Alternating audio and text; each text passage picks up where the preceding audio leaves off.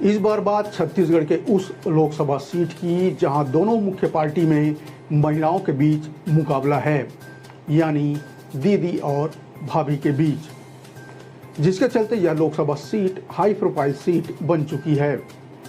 यहां कांग्रेस को प्रदर्शन दोहराने और भाजपा को अपनी साख बचाने का पूरा दबाव है। पिछले लोकसभा चुनाव यानी 2019 में कांग्रेस की ओर से ज्योत्सना महंत चुनाव मैदान में थी और जीतकर सांसद भी बनी थी। वर्तमान में वे दोबारा इस सीट पर कांग्रेस की टिकट से चुनाव लड़ रही हैं, जबकि भाजपा की ओर से तेज तर्रार नेत्री सरोज पांडे चुनावी मैदान में हैं। हालांकि ये चुनाव ज्योत्सना महंत और भाजपा की सरोज पांडे के बीच नहीं है, बल्कि उनके पति और नेता प्रतिपक्ष चरणदास महंत और भाजपा की राष्ट्रीय महासचिव सरोज पांडे के बीच सीधा माना जा रहा है। नमस्कार, मैं हूं नवीन और इस बार बात करेंगे कोरबा लोकसभा सीट की।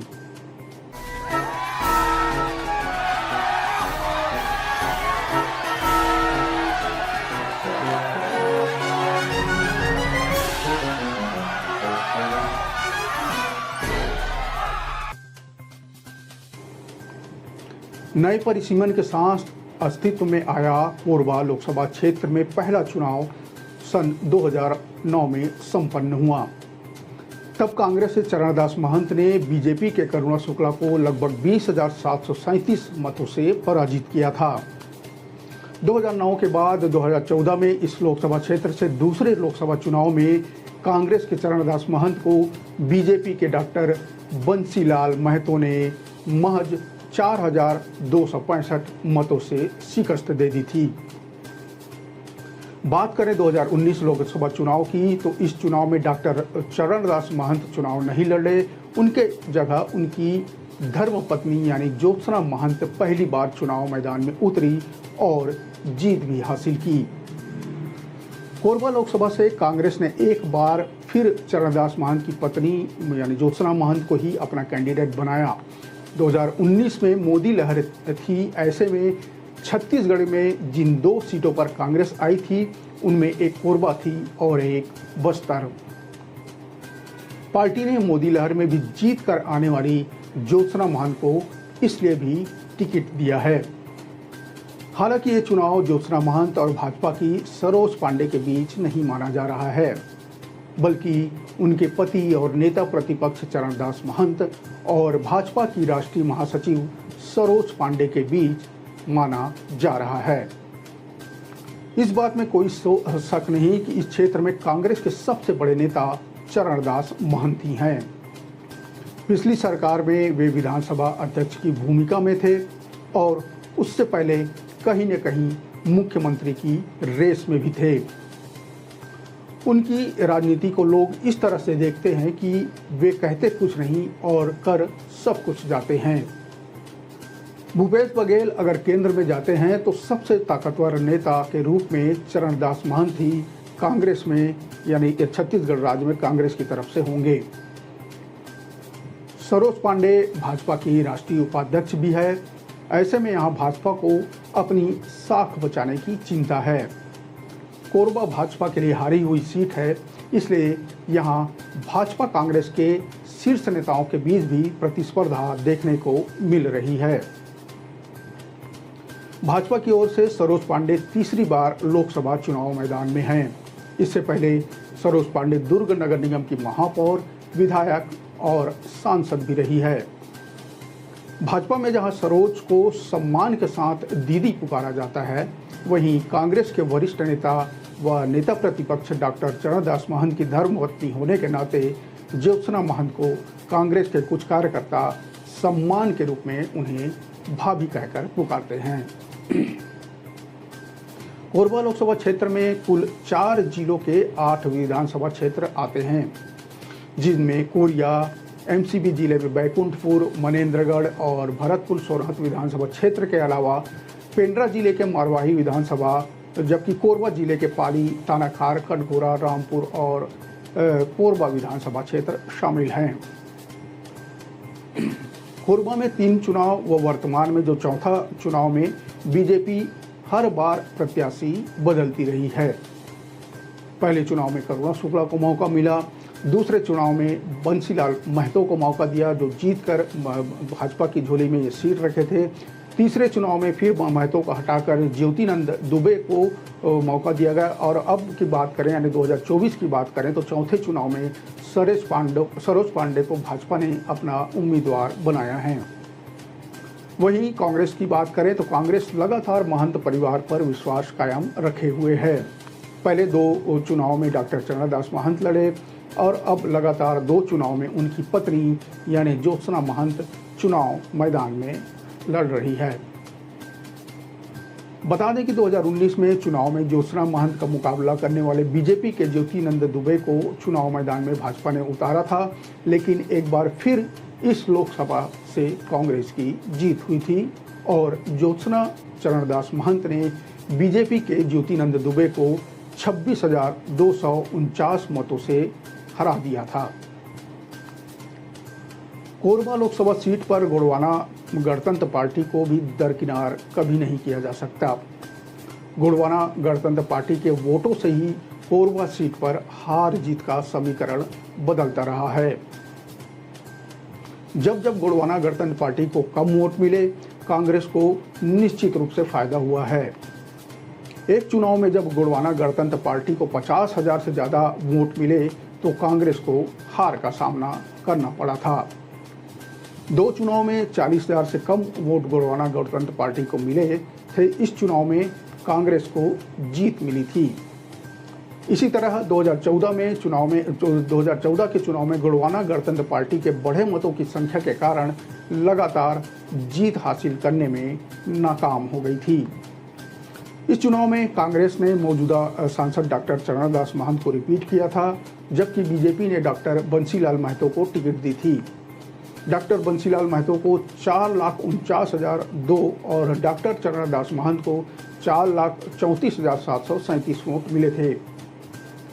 इस तरह बीजेपी प्रत्याशी डॉक्टर महतो ने नजदीकी मुकाबले में डॉक्टर चरणदास महंत को यानी 4,265 वोटों के मामूली अंतर से पराजित कर दिया था। खास बात रही थी कि गोंडवाना गणतंत्र पार्टी ने इस चुनाव में 52,753 वोट हासिल किए थे और जो प्राप्त मत का आंकड़ा है मतलब पिछले चुनाव से बढ़कर 3.71% हो गया था गोंडवाना गणतंत्र पार्टी के लिए, लिहाजा जिसका नुकसान कांग्रेस को हुआ। 2009 और 2014 के चुनाव में गोंडवाना गणतंत्र पार्टी के वोट में लगभग 20,000 की बढ़ोतरी हुई और कांग्रेस की गत चुनाव में 20,000 से अधिक वोटों की जीत 4,000 से ज़्यादा वोटों की हार में तब्दील हो गई। 2019 के चुनाव में गोंडवाना गणतंत्र पार्टी के वोट प्रतिशत में गिरावट आई तो कांग्रेस प्रत्याशी को एक बार फिर जनता ने संसद भवन तक पहुंचा दिया। इस चुनाव में कांग्रेस ने डॉक्टर चरणदास की पत्नी यानी ज्योत्सना महंत को टिकट दी थी। वहीं बीजेपी ने चेहरे बदलने की परंपरा को कायम रखते हुए ज्योतिनंद दुबे को अपना प्रत्याशी बनाया था। कांग्रेस प्रत्याशी ज्योत्सना महंत ने 5,23,310 वोट हासिल किए थे, जबकि प्रतिद्वंदी जो भाजपा के ज्योतिनंद दुबे को 4,97,061 वोट मिले थे। इस तरह उन्हें 26,249 वोटों के अंतर से हार का सामना करना पड़ा था। गोंडवाना गणतंत्र पार्टी हर चुनाव में मुकाबला त्रिकोणीय बनाने की कोशिश करती रही है। इस बार कोरबा सीट पर गोंडवाना गणतंत्र पार्टी ने श्याम सिंह मरकाम को टिकट दिया है। कोरबा लोकसभा अंतर्गत स्थित पाली तानाखार, भरतपुर सोनहत, मारवाही और बैकुंठपुर जैसी सीटों पर गोंडवाना गणतंत्र पार्टी का बड़ा जनाधार है।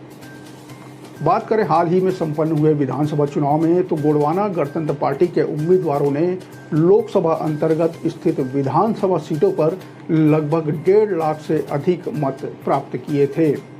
वहीं पाली तानाखार की बात करें तो वहां गोंडवाना गणतंत्र पार्टी के विधायक चुनकर भी सदन पहुंचे हैं।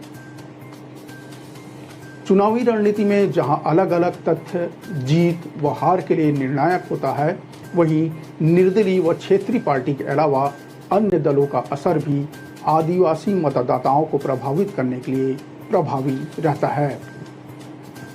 बसपा, गोंडवाना गणतंत्र पार्टी, अन्य पार्टियों में जातिगत समीकरण की भूमिका व महत्वाकांक्षा भी आदिवासी मतदाताओं को प्रभावित करने वाला होगा। प्रत्याशियों की स्थिति स्पष्ट होने के बाद भले ही चुनावी पंडित की नज़र कांग्रेस व भाजपा के गढ़ व उनके मतांतरों पर टिकी है, किंतु जातिगत समीकरण का मामला आंकड़ों से परे होता है। चरणदास महंत के लिए भी ज्योत्सना महंत को चुनाव जिताना चुनौती है। बात करें पिछले 5 सालों में तो कोरबा क्षेत्र में कांग्रेस से लोगों में कांग्रेस के प्रति काफ़ी नाराजगी दिखाई दे रही है और इसका असर विधानसभा चुनाव में भी हमें देखने को मिल चुका है। यहाँ 8 विधानसभा चुनाव में से 6 भाजपा, 1 पर गोंडवाना गणतंत्र पार्टी और सिर्फ 1 सीट पर कांग्रेस काबिज है।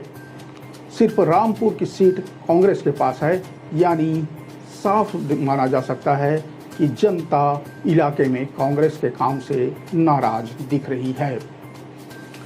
इधर सरोज पांडे के लिए कोरबा की राह इतनी आसान नहीं है। वहाँ अभी से भी नारा लग रहा है कि बिहारी और बाहरी का। सरोज पांडे दुर्ग से जाकर कोरबा में चुनाव लड़ रही हैं। ऐसा फैलाया जा रहा है कि वे बिहारी ब्राह्मण हैं, जबकि ज्योत्सना महंत को स्थानीय बताया जा रहा है। अगर सरोज पांडे सिर्फ मोदी के चेहरे और राम के भरोसे रही तो उनके सामने मुश्किलें खड़ी हो सकती है।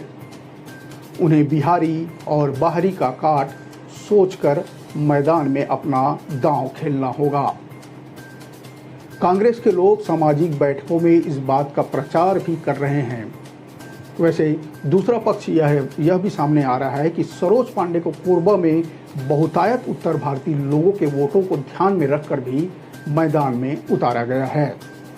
तो वहीं कुछ लोगों का मानना है कि अगर उत्तर भारतीय मत एकजुट रहते तो विधानसभा चुनाव में जो जय सिंह अग्रवाल को हार का सामना करना पड़ा है वह नहीं करना पड़ता, यानी उत्तर भारतीय वोट यहाँ पर मायने नहीं रखते। कुछ लोगों का यह भी मत है। कोरबा लोकसभा सीट का भूगोल और इतिहास काफी पेचीदा है। आदिवासी बहुल्य सीट पर सामान्य वर्ग से ही प्रत्याशी जीतकर संसद भवन पहुंचते रहे हैं। 2 बार कांग्रेस और 1 बार भाजपा, और इस सीट पर कोरबा सीट पर 2 बार कांग्रेस और 1 बार भाजपा का कब्जा रहा है। कांग्रेस के टिकट का गणित महंत परिवार का वोट बैंक को माना जा सकता है। दूसरी ओर भाजपा के स्थानीय प्रत्याशियों के पूर्व के चुनाव के प्रदर्शन और राष्ट्रीय स्तर के चेहरे को माना जा रहा है। कोरबा लोकसभा सीट भले ही जातिगत वोटों के साधने प्रचार ने जोर पकड़ लिया है, लेकिन प्रमुख दल यानी भाजपा और कांग्रेस के बीच मुद्दा मोदी बनाम न्याय पत्र और लोकल बनाम बाहरी प्रत्याशी ही है। भाजपा प्रत्याशी मोदी की गारंटी पूरी होने की गारंटी के साथ वोट मांग रहे हैं, तो कांग्रेस प्रत्याशी न्याय पत्र के मुद्दों को जनता के सामने रखकर वोटों की अपील करते दिख रहे हैं। स्थानीय मुद्दों के नाम पर दोनों प्रत्याशी एक दूसरे पर तीखा हमला कर रहे हैं। एक मौजूदा सांसद है तो दूसरी लोकसभा सीट की पालक सांसद। ऐसे में दोनों ही प्रत्याशी एक दूसरे की कमियां गिनाकर जनता के सामने अपना अपना दावा मजबूती के साथ रख रहे हैं। यह सामान्य लोकसभा सीट होने के बावजूद यहां आदिवासी मतदाताओं की भूमिका निर्णायक रहती है। कोरबा जिले के रामपुर, पाली थानाखार में राठिया, कंवर, पैंतरा, मंझवार, बिंझवार जनजातियों का दबदबा है। वहीं कोरबा के सुदूर वनांचलों में कोरवा, पंडो, बिरहोर, धनुहार, गोंड, कंवर जनजाति के मतदाता चुनाव मतदान में अपनी महत्वपूर्ण भूमिका निभाते हैं। मारवाही क्षेत्र एक तरह से कांग्रेस का गढ़ माना जाता है। तीसरे फेज यानी 7 मई को यहाँ मतदान होना है। फिलहाल दोनों मुख्य दलों के प्रत्याशी के प्रचार प्रसार और आरोप प्रत्यारोप का सिलसिला जैसे जैसे मतदान का दिन आते जा रहा है तेज हो चला है। वहीं गोंडवाना गणतंत्र पार्टी और बसपा भी कमर कसकर तैयार है। कोरबा लोकसभा का यह चौथा चुनाव है। 2 बार कांग्रेस और 1 बार बीजेपी के सर ताज सज चुका है। कांग्रेस निश्चित रूप से चाहेगी कि इस चुनाव में भी वो बीजेपी को पछाड़ दे, जबकि बीजेपी जीतकर मामले को बराबर यानी 50-50 करने की कोशिश में जुटी हुई है। लोग कह रहे हैं कि यह लड़ाई भाभी और दीदी के बीच नहीं, बल्कि भैया यानी चरणदास महंत और दीदी यानी सरोज पांडे के बीच ही है। बिहारी और बाहरी का तमगा लगने का फायदा सरोज पांडे को मिलता है या भाभी ज्योत्सना महंत को इस मुद्दे पर, या भाभी ज्योत्सना महंत इस मुद्दे पर बाजी मार जाएंगी। इसके लिए हमें इंतजार करना होगा 4 जून का यानी मतगणना के दिन का। आज बस इतना ही। अगले कड़ी में बात होगी छत्तीसगढ़ के किसी दूसरे लोकसभा क्षेत्र की। तब तक मुझे दीजिए इजाजत। नमस्कार, राम राम, जय जोहार।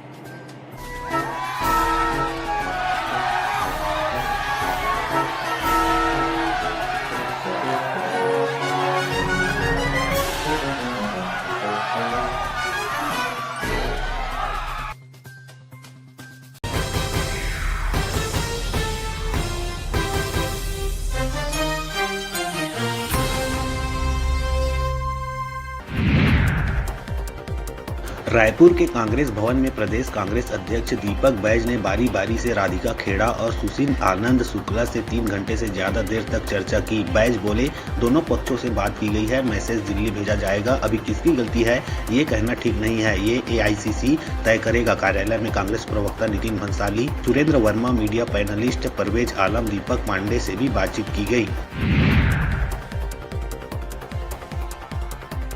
राधिका खेड़ा के मामले में कांग्रेस की जांच को लेकर भाजपा विधायक अजय चंद्राकर ने तंज कसा है। उन्होंने कहा कि यह सब औपचारिकता है। कांग्रेसियों ने एक महिला के साथ अपमानजनक व्यवहार किया। महिलाओं के साथ कैसे व्यवहार करे यह कांग्रेसियों को नहीं पता है। इस मामले में कार्रवाई होनी चाहिए।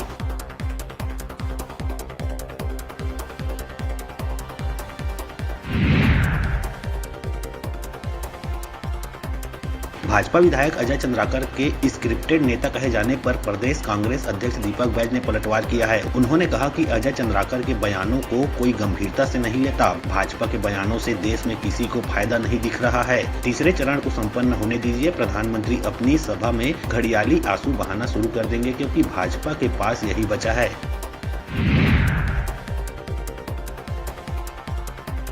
बिलासपुर के गुरु घासीदास सेंट्रल यूनिवर्सिटी की छात्राओं ने देर रात जमकर हंगामा मचाया। हॉस्टल का गेट तोड़कर यूनिवर्सिटी प्रबंधन के खिलाफ प्रदर्शन किया। दरअसल जिला प्रशासन के स्वीप मतदाता जागरूकता कार्यक्रम में शामिल होने से रोके जाने से छात्राएं नाराज थी। अव्यवस्था सहित अपनी लंबित मांगों को तत्काल पूरा करने हॉस्टल के सामने देर रात हंगामा मचाया।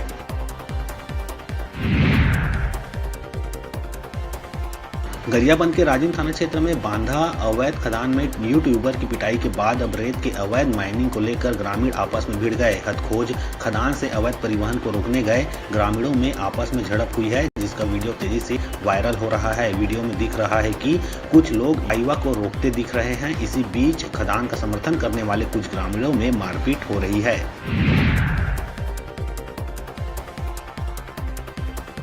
बिलासपुर के सरकंडा थाना क्षेत्र में हेड कांस्टेबल ने फांसी लगाकर आत्महत्या कर ली। परिजन को घर के पीछे पेड़ पर फंदे से लाश लटकती हुई मिली। बताया जा रहा है कि प्रताड़ना से तंग आकर गौरेला पिंडरा मरवाही जिले के प्रधान आरक्षक लखन मेश्राम ने मौत को गले लगाया है। आरोप है कि वे अफसरों की डांट फटकार से परेशान थे।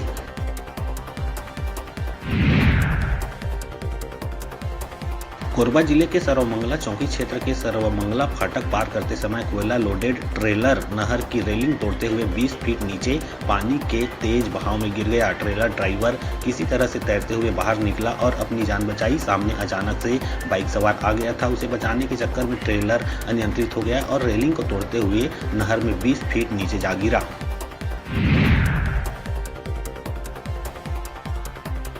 छत्तीसगढ़ में बढ़ती गर्मी के बीच 6 और 7 मई को मौसम में बदलाव के आसार हैं। मौसम विभाग ने अगले 48 घंटे में अधिकतम तापमान में 1 से 3 डिग्री बढ़ने का अनुमान जताया है। वहीं 6 और 7 मई को रायपुर, बस्तर, बिलासपुर और सरगुजा संभाग के कुछ जिलों में अंधड़ चलने के साथ हल्की बूंदाबांदी की संभावना है।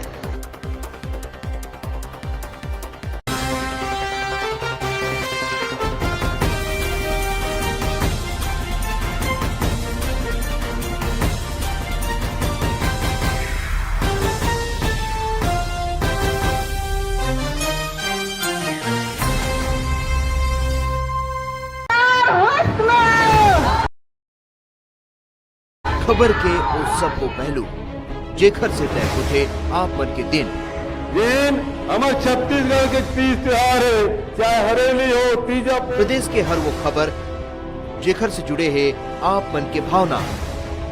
जतका गौठान बनारी से वो सब पहला बारिश में ध्वस्त हो गए, न भूसा है, न पैरा है, न चारा है।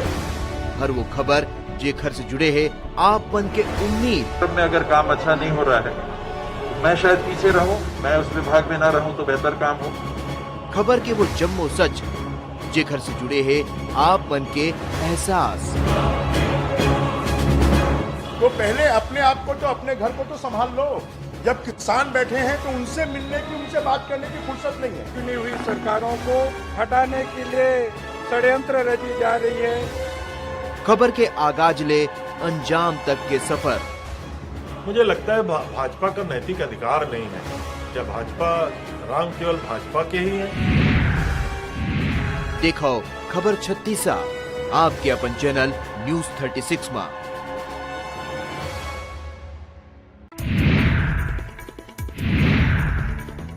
रायपुर के कांग्रेस भवन में प्रदेश कांग्रेस अध्यक्ष दीपक बैज ने बारी बारी से राधिका खेड़ा और सुशील आनंद शुक्ला से 3 घंटे से ज्यादा देर तक चर्चा की। बैज बोले, दोनों पक्षों से बात की गई है, मैसेज दिल्ली भेजा जाएगा। अभी किसकी गलती है ये कहना ठीक नहीं है, ये AICC तय करेगा। कार्यालय में कांग्रेस प्रवक्ता नितिन भंसाली, सुरेंद्र वर्मा, मीडिया पैनलिस्ट परवेज आलम, दीपक पांडे से भी बातचीत की गई। राधिका खेड़ा के मामले में कांग्रेस की जांच को लेकर भाजपा विधायक अजय चंद्राकर ने तंज कसा है। उन्होंने कहा कि यह सब औपचारिकता है। कांग्रेसियों ने एक महिला के साथ अपमानजनक व्यवहार किया। महिलाओं के साथ कैसे व्यवहार करें यह कांग्रेसियों को नहीं पता है। इस मामले में कार्रवाई होनी चाहिए। भाजपा विधायक अजय चंद्राकर के स्क्रिप्टेड नेता कहे जाने पर प्रदेश कांग्रेस अध्यक्ष दीपक बैज ने पलटवार किया है। उन्होंने कहा कि अजय चंद्राकर के बयानों को कोई गंभीरता से नहीं लेता। भाजपा के बयानों से देश में किसी को फायदा नहीं दिख रहा है। तीसरे चरण को संपन्न होने दीजिए। प्रधानमंत्री अपनी सभा में घड़ियाली आंसू बहाना शुरू कर देंगे क्योंकि भाजपा के पास यही बचा है। बिलासपुर के गुरु घासीदास सेंट्रल यूनिवर्सिटी की छात्राओं ने देर रात जमकर हंगामा मचाया। हॉस्टल का गेट तोड़कर यूनिवर्सिटी प्रबंधन के खिलाफ प्रदर्शन किया। दरअसल जिला प्रशासन के स्वीप मतदाता जागरूकता कार्यक्रम में शामिल होने से रोके जाने से छात्राएं नाराज थी। अव्यवस्था सहित अपनी लंबित मांगों को तत्काल पूरा करने हॉस्टल के सामने देर रात हंगामा मचाया।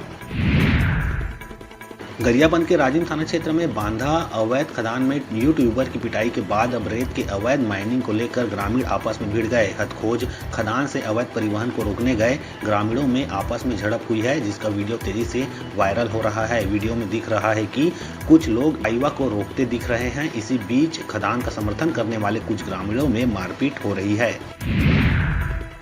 बिलासपुर के सरकंडा थाना क्षेत्र में हेड कांस्टेबल ने फांसी लगाकर आत्महत्या कर ली। परिजन को घर के पीछे पेड़ पर फंदे से लाश लटकती हुई मिली। बताया जा रहा है कि प्रताड़ना से तंग आकर गौरेला पिंडरा मरवाही जिले के प्रधान आरक्षक लखन मेश्राम ने मौत को गले लगाया है। आरोप है कि वे अफसरों की डांट फटकार से परेशान थे। कोरबा जिले के सर्वमंगला चौकी क्षेत्र के सर्वमंगला फाटक पार करते समय कोयला लोडेड ट्रेलर नहर की रेलिंग तोड़ते हुए 20 फीट नीचे पानी के तेज बहाव में गिर गया। ट्रेलर ड्राइवर किसी तरह से तैरते हुए बाहर निकला और अपनी जान बचाई। सामने अचानक से बाइक सवार आ गया था। उसे बचाने के चक्कर में ट्रेलर अनियंत्रित हो गया और रेलिंग को तोड़ते हुए नहर में 20 फीट नीचे जा गिरा। छत्तीसगढ़ में बढ़ती गर्मी के बीच 6 और 7 मई को मौसम में बदलाव के आसार हैं। मौसम विभाग ने अगले 48 घंटे में अधिकतम तापमान में 1 से 3 डिग्री बढ़ने का अनुमान जताया है। वहीं 6 और 7 मई को रायपुर, बस्तर, बिलासपुर और सरगुजा संभाग के कुछ जिलों में अंधड़ चलने के साथ हल्की बूंदाबांदी की संभावना है। बिलासपुर लोकसभा प्रत्याशी तोखन साहू के समर्थन में यादव समाज खुलकर सामने आ गया है। भारतीय जनता पार्टी के नेता सोमनाथ यादव, विष्णु यादव समेत यादव समाज के लोगों ने कांग्रेस प्रत्याशी देवेंद्र यादव पर यादव समाज की मान्यताओं की उपेक्षा करने और पिछड़ा वर्ग के हितों की अनदेखी करने को लेकर जमकर हमला बोला। जांजगीर चांपा जिला पंचायत अध्यक्ष यनीता यशवंत चंद्रा ने कांग्रेस पार्टी की प्राथमिक सदस्यता से इस्तीफा दे दिया है। पीसीसी चीफ दीपक बैज को भेजे इस्तीफा पत्र में उन्होंने कहा कि 20 सालों से कांग्रेस पार्टी में काम करते आई हूं, लेकिन कांग्रेस पार्टी अपने सिद्धांत और विचार से भटक चुकी है। बताया जा रहा है कि वे भाजपा में शामिल हो सकती है। मुंगेली जिले के पथरिया विकास खंड अंतर्गत शासकीय प्राथमिक शाला हिंछापुरी के सहायक शिक्षक मनीष मिंज को मतदान ड्यूटी में अनुपस्थित पाए जाने पर निलंबित किया गया। कलेक्टर और जिला निर्वाचन अधिकारी राहुल देव ने लोकसभा निर्वाचन के दौरान शिकायत को गंभीरता से लेते हुए नियमानुसार कार्रवाई के निर्देश दिए थे। गरियाबंद में शिवालय तोड़ने वाले असली आरोपियों को गिरफ्तार करने की मांग को लेकर हिंदू संगठन ने प्रदर्शन करते हुए राजिम में नेशनल हाईवे को जाम कर दिया। हिंदू संगठन के पदाधिकारी का कहना है कि पुलिस ने असली गुनहगारों को नहीं पकड़ा है। गौरतलब है कि राजिम थाना क्षेत्र के दुधकया ग्राम में स्थित शिवलिंग को 30 अप्रैल की रात कुछ असामाजिक तत्वों ने न केवल खंडित किया था बल्कि उस पर शराब भी उड़ेला था। रायगढ़ जिले के धर्मजयगढ़ और कापू रेंज में शुक्रवार की रात हाथियों ने फसलों को नुकसान पहुंचाया। बता दें, जिले के दोनों वन मंडल धर्मजयगढ़ और रायगढ़ में हाथियों के अलग अलग दल की मौजूदगी है। जंगल में 96 हाथी विचरण करते हुए हर रात किसी न किसी गांव के खेतों में पहुंच रहे हैं। हाथियों द्वारा लगातार फसलों को बर्बाद किया जा रहा है। मुंगेली जिले में लोकसभा निर्वाचन 2024 के लिए होम वोटिंग कराया गया। इसके तहत गुरुवार को जिले के 85 वर्ष से अधिक उम्र के बुजुर्ग और 40% से ज्यादा दिव्यांग मतदाताओं के घर घर जाकर मतदान दलों द्वारा मतदान कराया गया। वहीं वोट देने के दौरान बुजुर्ग और दिव्यांग जनों के चेहरे खिल उठे। आईपीएल सट्टे पर रायपुर पुलिस ने अब तक की सबसे बड़ी कार्रवाई की है। पूरे महाराष्ट्र से 26 सटोरियों को गिरफ्तार किया है। ये सटोरिये महादेव और अन्ना रेड्डी ऐप से करोड़ों का सट्टा खिला रहे थे। आरोपियों के कब्जे से 11 लैपटॉप, 98 मोबाइल फोन, कैलकुलेटर 1 नग, वाईफाई 2 नग, रजिस्टर 3 नग, 30 पासबुक, 9 चेकबुक, 81 एटीएम और 50 सिम कार्ड जब्त किया है। पकड़े गए सटोरिये मध्य प्रदेश, छत्तीसगढ़ एवं उत्तर प्रदेश के रहने वाले हैं। बिलासपुर लोकसभा सीट में इस बार चुनाव में यहां की परिस्थिति बदली सी नजर आ रही है। यहां से भाजपा ने एक बार फिर से साहू समाज का कार्ड खेला है। भाजपा इससे पहले भी 2019 में साहू समाज यानी अरुण साव और 2014 में साहू समाज से ही यानी लखनलाल साहू के ऊपर दांव खेला था और उसमें भाजपा सफल भी रही थी। लोगों का मानना है कि इस दांव के पीछे का सबसे बड़ा कारण सामाजिक वोटर है। हालांकि कुछ लोग पिछले 2 चुनाव में मोदी लहर को भी इसका श्रेय देते आए हैं। बीजेपी इस बार फिर साहू समाज से ही उम्मीदवार को मैदान में उतारा है, तो दूसरी तरफ कांग्रेस ने भी करारा जवाब देते हुए यादव कार्ड खेल दिया है। कांग्रेस ने यहां भिलाई के विधायक एवं युवा नेता देवेंद्र यादव को मैदान में उतारा है। हालांकि दोनों उम्मीदवार के ऊपर बाहरी प्रत्याशी का तमगा लगा हुआ है। वो चुनाव में कितना असर डालेगा इस पर भी हम आगे बात करेंगे। बिलासपुर लोकसभा में जातिगत समीकरणों को ध्यान में रखकर भले ही कांग्रेस और भाजपा अपना संपर्क अभियान चला रहे हैं, भाजपा प्रत्याशी मोदी की गारंटी दे रहे हैं, तो कांग्रेस मोदी की विफलताओं और न्याय पत्र को लेकर जनता के बीच जा रहे हैं। मतलब यहां भी मुद्दा मोदी बनाम मोदी ही देखा जा रहा है। नमस्कार, मैं हूं नवीन और चुनावी चालीसा में इस बार नब्ज टटोलेंगे छत्तीसगढ़ के एक और प्रमुख सीट यानी बिलासपुर लोकसभा सीट की।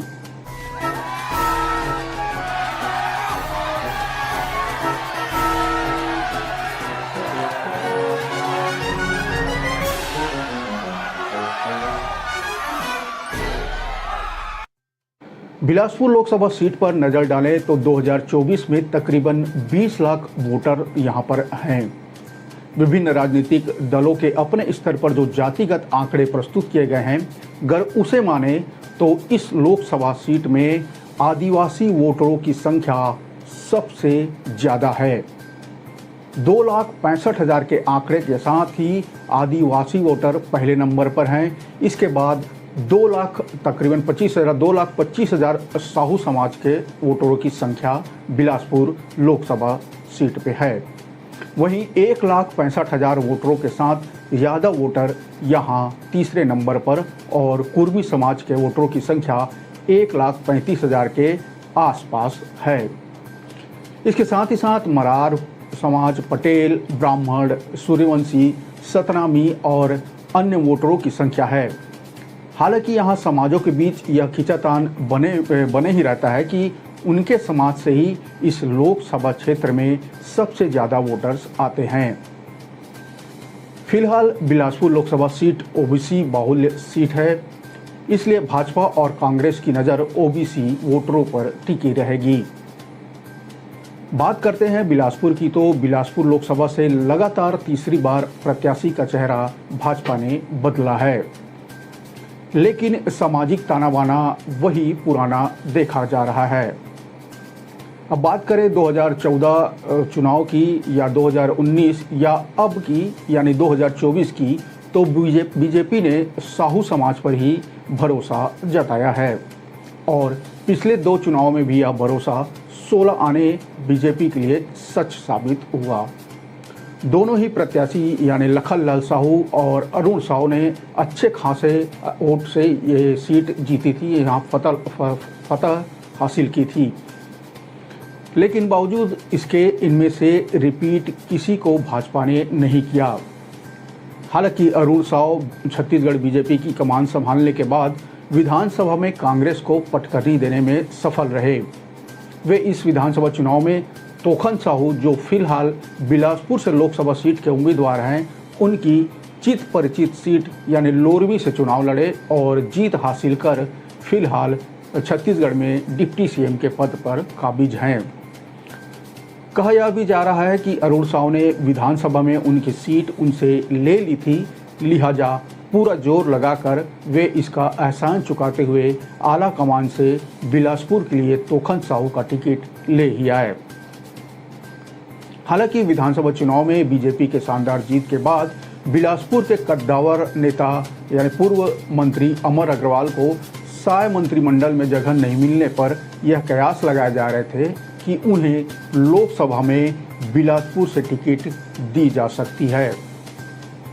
पर इन सब कयासों पर विराम उस समय लग गया जब तोखन साहू के नाम पे मुहर लगी। पार्टी के ही कुछ लोग दबी जुबान में इसे अरुण साहू की अंदरूनी रणनीति का जीत बताते आ रहे हैं। बहरहाल इस बार फिर साहू समाज से यानी पूर्व विधायक तोखन साहू को मैदान में उतारने से अंदरूनी तौर पर बीजेपी के लिए कुछ न कुछ संकट पैदा करने वाला जरूर साबित होगा। लगातार तीसरी बार साहू समाज को तवज्जो देने से यहाँ के कुछ समाज प्रमुख खासे नाराज भी चल रहे हैं।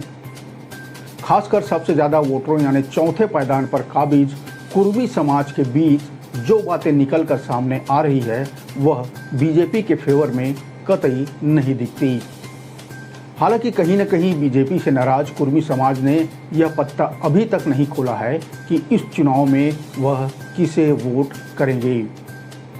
बहरहाल कुर्मी समाज की इस्लामबंदी से बीजेपी के सामने संकट के बादल जरूर मंडरा सकते हैं।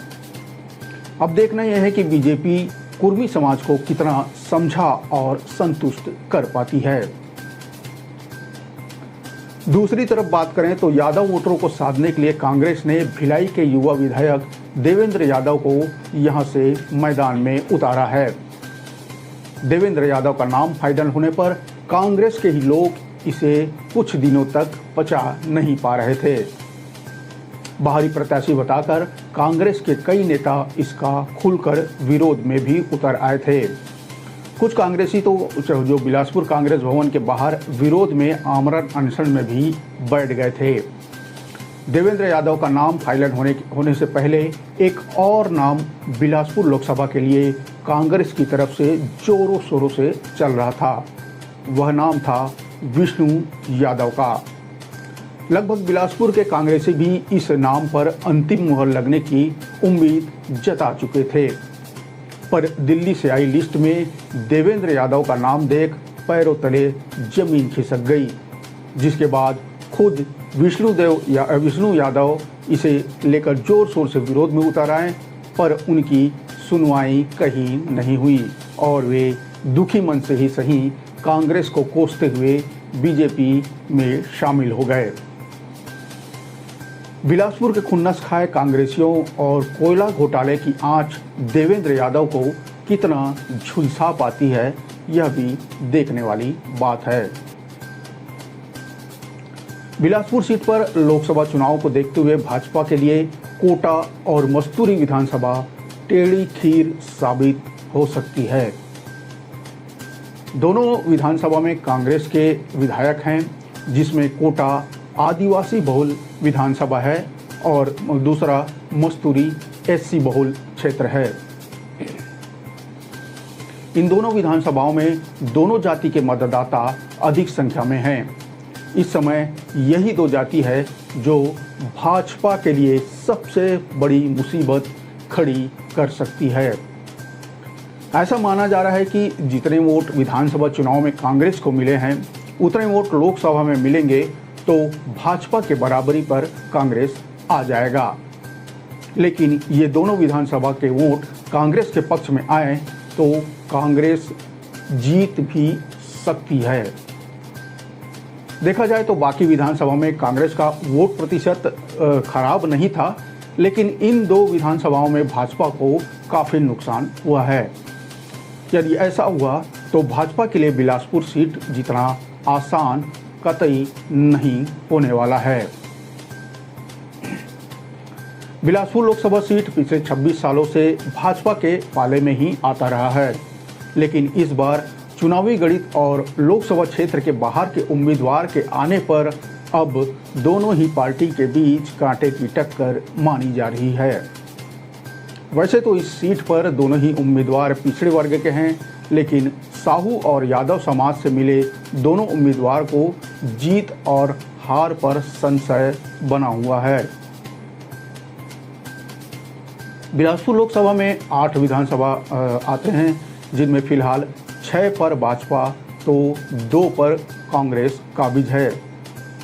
लेकिन यह भी कहा जा रहा है कि यदि कांग्रेस 8 विधानसभा में मिले वोट और मस्तूरी और कोटा विधानसभा के आदिवासी और सतनामी समाज के मतदाताओं को अपने पक्ष में वोट करने पर राजी कर ले तो यह सीट कांग्रेस के खाते में आ सकती है। कोटा विधानसभा में लगभग 45% मतदाता आदिवासी हैं। इसी तरह मस्तूरी विधानसभा की बात करें तो यहाँ एससी आरक्षित सीट है, यहाँ भी 70% एससी समाज के मतदाता हैं और इस समय दोनों ही विधानसभा में कांग्रेस के विधायक फिलहाल काबिज हैं। बिलासपुर लोकसभा के 8 विधानसभा में लगभग 20 लाख मतदाता हैं। इनमें पिछले विधानसभा चुनाव यानी 2023 की जो विधानसभा चुनाव थे उसमें 11.5 लाख मतदाताओं ने मतदान किया था। इनमें 5.5 लाख वोट कांग्रेस को मिले, जबकि 6.5 लाख वोट भाजपा को मिले हैं। लेकिन विधानसभा और लोकसभा चुनाव के अलग अलग बात है। इसमें परिस्थितियां बदल जाती हैं और मुद्दे भी बदल जाते हैं। जैसे कि विधानसभा चुनाव में स्थानीय और प्रदेश स्तर के मुद्दे होते हैं, वहीं लोकसभा चुनाव में देश के मुद्दे हावी रहते हैं। मुद्दों की वजह से कई बार मतदाता लोकसभा और विधानसभा चुनाव में अलग अलग पार्टी को वोट देते हैं। यदि इस बार विधानसभा में मिले वोट की बात करें तो कांग्रेस ने 2023 के विधानसभा चुनाव में 5.5 लाख वोट पाए, जिसमें 2 विधानसभा में आदिवासी और एससी बहुल विधानसभा है। ऐसे में यदि कांग्रेस इन मतदाताओं को अपने पक्ष में कर ले तो कांग्रेस जीत सकती है। लेकिन अब तक का जो चुनावी समीकरण बन रहा है, इसमें दोनों ही पार्टी के बीच कांटे की टक्कर जरूर दिख रही है। 1951 से 2019 तक बिलासपुर लोकसभा सीट पर कुल 15 चुनावों में से 7 बार कांग्रेस और 8 बार भाजपा जीत चुकी है। यानी यदि इस बार कांग्रेस जीती तो भाजपा के साथ उसकी जीत हार का हिसाब बराबर हो जाएगा। बता दें कि 2019 में भाजपा प्रत्याशी और मौजूदा डिप्टी सीएम अरुण साव ने कांग्रेस के अटल श्रीवास्तव को 1,41,763 वोटों से शिकस्त दी थी। साल 2019 के चुनाव में बिलासपुर लोकसभा सीट से 25 प्रत्याशी चुनाव मैदान में थे। 16 प्रत्याशियों के हिसाब से चुनाव कराने के लिए हर एक वीवीपैट के साथ 2 बैलेट यूनिट और 1 नोटा यूनिट भी लगानी पड़ी थी।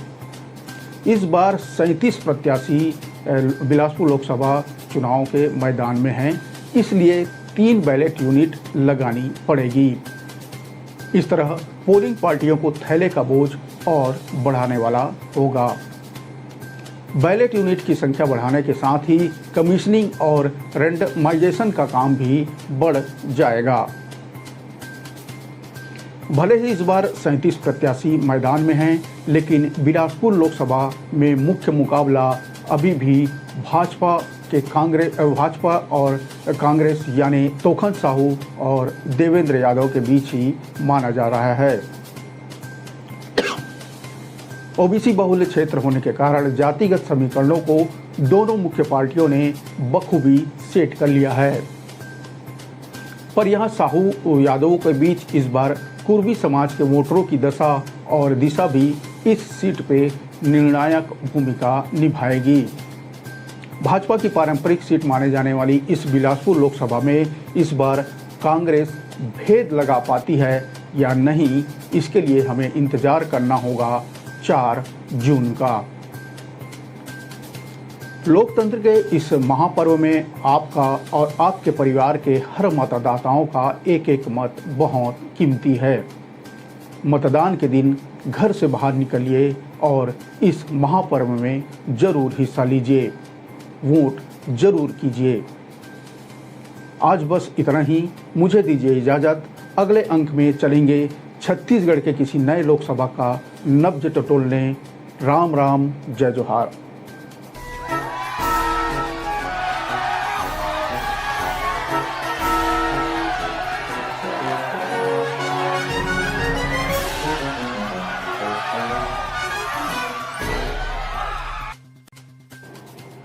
इस बार बात छत्तीसगढ़ के उस लोकसभा सीट की जहां दोनों मुख्य पार्टी में महिलाओं के बीच मुकाबला है, यानी दीदी और भाभी के बीच, जिसके चलते यह Lok Sabha seat high profile seat बन चुकी है।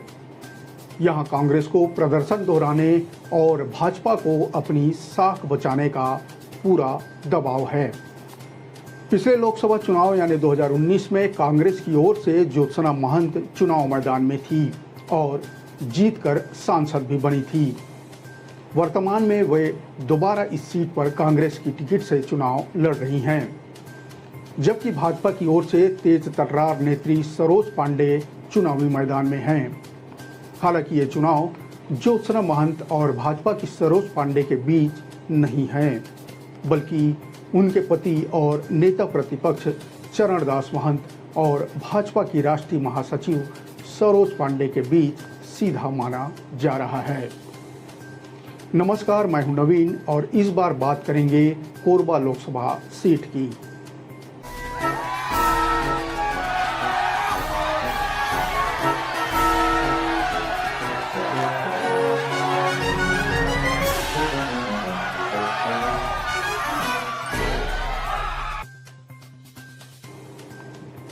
नए परिसीमन के साथ अस्तित्व में आया कोरबा लोकसभा क्षेत्र में पहला चुनाव सन 2009 में संपन्न हुआ। तब कांग्रेस से चरणदास महंत ने बीजेपी के करुणा शुक्ला को लगभग 20,737 मतों से पराजित किया था। 2009 के बाद 2014 में इस लोकसभा क्षेत्र से दूसरे लोकसभा चुनाव में कांग्रेस के चरणदास महंत को बीजेपी के डॉक्टर बंसीलाल महतो ने महज 4,265 मतों से शिकस्त दे दी थी। बात करें 2019 लोकसभा चुनाव की, तो इस चुनाव में डॉक्टर चरणदास महंत चुनाव नहीं लड़े। उनके जगह उनकी धर्मपत्नी यानी ज्योत्सना महंत पहली बार चुनाव मैदान में उतरी और जीत भी हासिल की। कोरबा लोकसभा से कांग्रेस ने एक बार फिर चरणदास महंत की पत्नी यानी ज्योत्सना महंत को ही अपना कैंडिडेट बनाया। 2019 में मोदी लहर थी, ऐसे में छत्तीसगढ़ में जिन 2 सीटों पर कांग्रेस आई थी उनमें एक कोरबा थी और एक बस्तर। पार्टी ने मोदी लहर में भी जीत कर आने वाली ज्योत्सना महंत को इसलिए भी टिकट दिया है। हालांकि ये चुनाव ज्योत्सना महंत और भाजपा की सरोज पांडे के बीच नहीं माना जा रहा है। बल्कि उनके पति और नेता प्रतिपक्ष चरणदास महंत और भाजपा की राष्ट्रीय महासचिव सरोज पांडे के बीच माना जा रहा है। इस बात में कोई शक नहीं कि इस क्षेत्र में कांग्रेस के सबसे बड़े नेता चरणदास महंत ही हैं। पिछली सरकार में वे विधानसभा अध्यक्ष की भूमिका में थे और उससे पहले कहीं न कहीं मुख्यमंत्री की रेस में भी थे। उनकी राजनीति को लोग इस तरह से देखते हैं कि वे कहते कुछ नहीं और कर सब कुछ जाते हैं। भूपेश बघेल अगर केंद्र में जाते हैं तो सबसे ताकतवर नेता के रूप में चरणदास महंत ही कांग्रेस में यानी छत्तीसगढ़ राज्य में कांग्रेस की तरफ से होंगे। सरोज पांडे भाजपा की राष्ट्रीय उपाध्यक्ष भी है। ऐसे में यहाँ भाजपा को अपनी साख बचाने की चिंता है। कोरबा भाजपा के लिए हारी हुई सीट है, इसलिए यहाँ भाजपा कांग्रेस के शीर्ष नेताओं के बीच भी प्रतिस्पर्धा देखने को मिल रही है। भाजपा की ओर से सरोज पांडे तीसरी बार लोकसभा चुनाव मैदान में हैं। इससे पहले सरोज पांडे दुर्ग नगर निगम की महापौर, विधायक और सांसद भी रही है। भाजपा में जहां सरोज को सम्मान के साथ दीदी पुकारा जाता है, वहीं कांग्रेस के वरिष्ठ नेता व नेता प्रतिपक्ष डॉक्टर चरणदास महंत की धर्मपत्नी होने के नाते ज्योत्सना महंत को कांग्रेस के कुछ कार्यकर्ता सम्मान के रूप में उन्हें भाभी कहकर पुकारते हैं। कोरबा लोकसभा क्षेत्र में कुल 4 जिलों के 8 विधानसभा क्षेत्र आते हैं, जिनमें कोरिया, एमसीबी जिले में बैकुंठपुर, मनेन्द्रगढ़ और भरतपुर सोरहत विधानसभा क्षेत्र के अलावा पेंड्रा जिले के मारवाही विधानसभा, जबकि कोरबा जिले के पाली, तानाखार, कटघोरा, रामपुर और कोरबा विधानसभा क्षेत्र शामिल हैं। कोरबा में 3 चुनाव व वर्तमान में जो चौथा चुनाव में बीजेपी हर बार प्रत्याशी बदलती रही है। पहले चुनाव में करुणा शुक्ला को मौका मिला, दूसरे चुनाव में बंसीलाल महतो को मौका दिया जो जीतकर भाजपा की झोली में ये सीट रखे थे। तीसरे चुनाव में फिर महतो को हटाकर ज्योतिनंद दुबे को मौका दिया गया और अब की बात करें यानी 2024 की बात करें तो चौथे चुनाव में सरोज पांडे को भाजपा ने अपना उम्मीदवार बनाया है। वहीं कांग्रेस की बात करें तो कांग्रेस लगातार महंत परिवार पर विश्वास कायम रखे हुए है। पहले 2 चुनाव में डॉक्टर चरणदास महंत लड़े और अब लगातार 2 चुनाव में उनकी पत्नी यानी ज्योत्सना महंत चुनाव मैदान में लड़ रही है। बता दें कि 2019 में चुनाव में ज्योत्सना महंत का मुकाबला करने वाले बीजेपी के ज्योतिनंद दुबे को चुनाव मैदान में भाजपा ने उतारा था, लेकिन एक बार फिर इस लोकसभा से कांग्रेस की जीत हुई थी और ज्योत्सना चरणदास महंत ने बीजेपी के ज्योतिनंद दुबे को 26,249 मतों से हरा दिया था। कोरबा लोकसभा सीट पर गोंडवाना गणतंत्र पार्टी को भी दरकिनार कभी नहीं किया जा सकता। गोंडवाना गणतंत्र पार्टी के वोटों से ही कोरबा सीट पर हार जीत का समीकरण बदलता रहा है। जब जब गोंडवाना गणतंत्र पार्टी को कम वोट मिले, कांग्रेस को निश्चित रूप से फायदा हुआ है। एक चुनाव में जब गोंडवाना गणतंत्र पार्टी को 50,000 से ज़्यादा वोट मिले तो कांग्रेस को हार का सामना करना पड़ा था। 2 चुनाव में 40,000 से कम वोट गोंडवाना गणतंत्र पार्टी को मिले थे। इस चुनाव में कांग्रेस को जीत मिली थी। इसी तरह 2014 के चुनाव में गोंडवाना गणतंत्र पार्टी के बढ़े मतों की संख्या के कारण लगातार जीत हासिल करने में नाकाम हो गई थी। इस चुनाव में कांग्रेस ने मौजूदा सांसद डॉक्टर चरणदास महंत को रिपीट किया था, जबकि बीजेपी ने डॉक्टर बंसीलाल महतो को टिकट दी थी। डॉक्टर बंसीलाल महतो को 4,49,002 और डॉक्टर चरणदास महंत को 4,34,737 वोट मिले थे। इस तरह बीजेपी प्रत्याशी डॉक्टर महतो ने नजदीकी मुकाबले में डॉक्टर चरणदास महंत को यानी 4,265 वोटों के मामूली अंतर से पराजित कर दिया था। खास बात रही थी कि गोंडवाना गणतंत्र पार्टी ने इस चुनाव में 52,753 वोट हासिल किए थे और जो प्राप्त मत का आंकड़ा है मतलब पिछले चुनाव से बढ़कर 3.71% हो गया था गोंडवाना गणतंत्र पार्टी के लिए। लिहाजा जिसका नुकसान कांग्रेस को हुआ। 2009 और 2014 के चुनाव में गोंडवाना गणतंत्र पार्टी के वोट में लगभग 20,000 की बढ़ोतरी हुई और कांग्रेस की गत चुनाव में 20,000 से अधिक वोटों की जीत 4,000 से ज़्यादा वोटों की हार में तब्दील हो गई। 2019 के चुनाव में गोंडवाना गणतंत्र पार्टी के वोट प्रतिशत में गिरावट आई तो कांग्रेस प्रत्याशी को एक बार फिर जनता ने संसद भवन तक पहुंचा दिया। इस चुनाव में कांग्रेस ने डॉक्टर चरणदास की पत्नी यानी ज्योत्सना महंत को टिकट दी थी। वहीं बीजेपी ने चेहरे बदलने की परंपरा को कायम रखते हुए ज्योतिनंद दुबे को अपना प्रत्याशी बनाया था। कांग्रेस प्रत्याशी ज्योत्सना महंत ने 5,23,310 वोट हासिल किए थे, जबकि प्रतिद्वंदी जो भाजपा के ज्योतिनंद दुबे को 4,97,061 वोट मिले थे। इस तरह उन्हें 26,249 वोटों के अंतर से हार का सामना करना पड़ा था। गोंडवाना गणतंत्र पार्टी हर चुनाव में मुकाबला त्रिकोणीय बनाने की कोशिश करती रही है। इस बार कोरबा सीट पर गोंडवाना गणतंत्र पार्टी ने श्याम सिंह मरकाम को टिकट दिया है। कोरबा लोकसभा अंतर्गत स्थित पाली तानाखार, भरतपुर सोनहत, मारवाही और बैकुंठपुर जैसी सीटों पर गोंडवाना गणतंत्र पार्टी का बड़ा जनाधार है।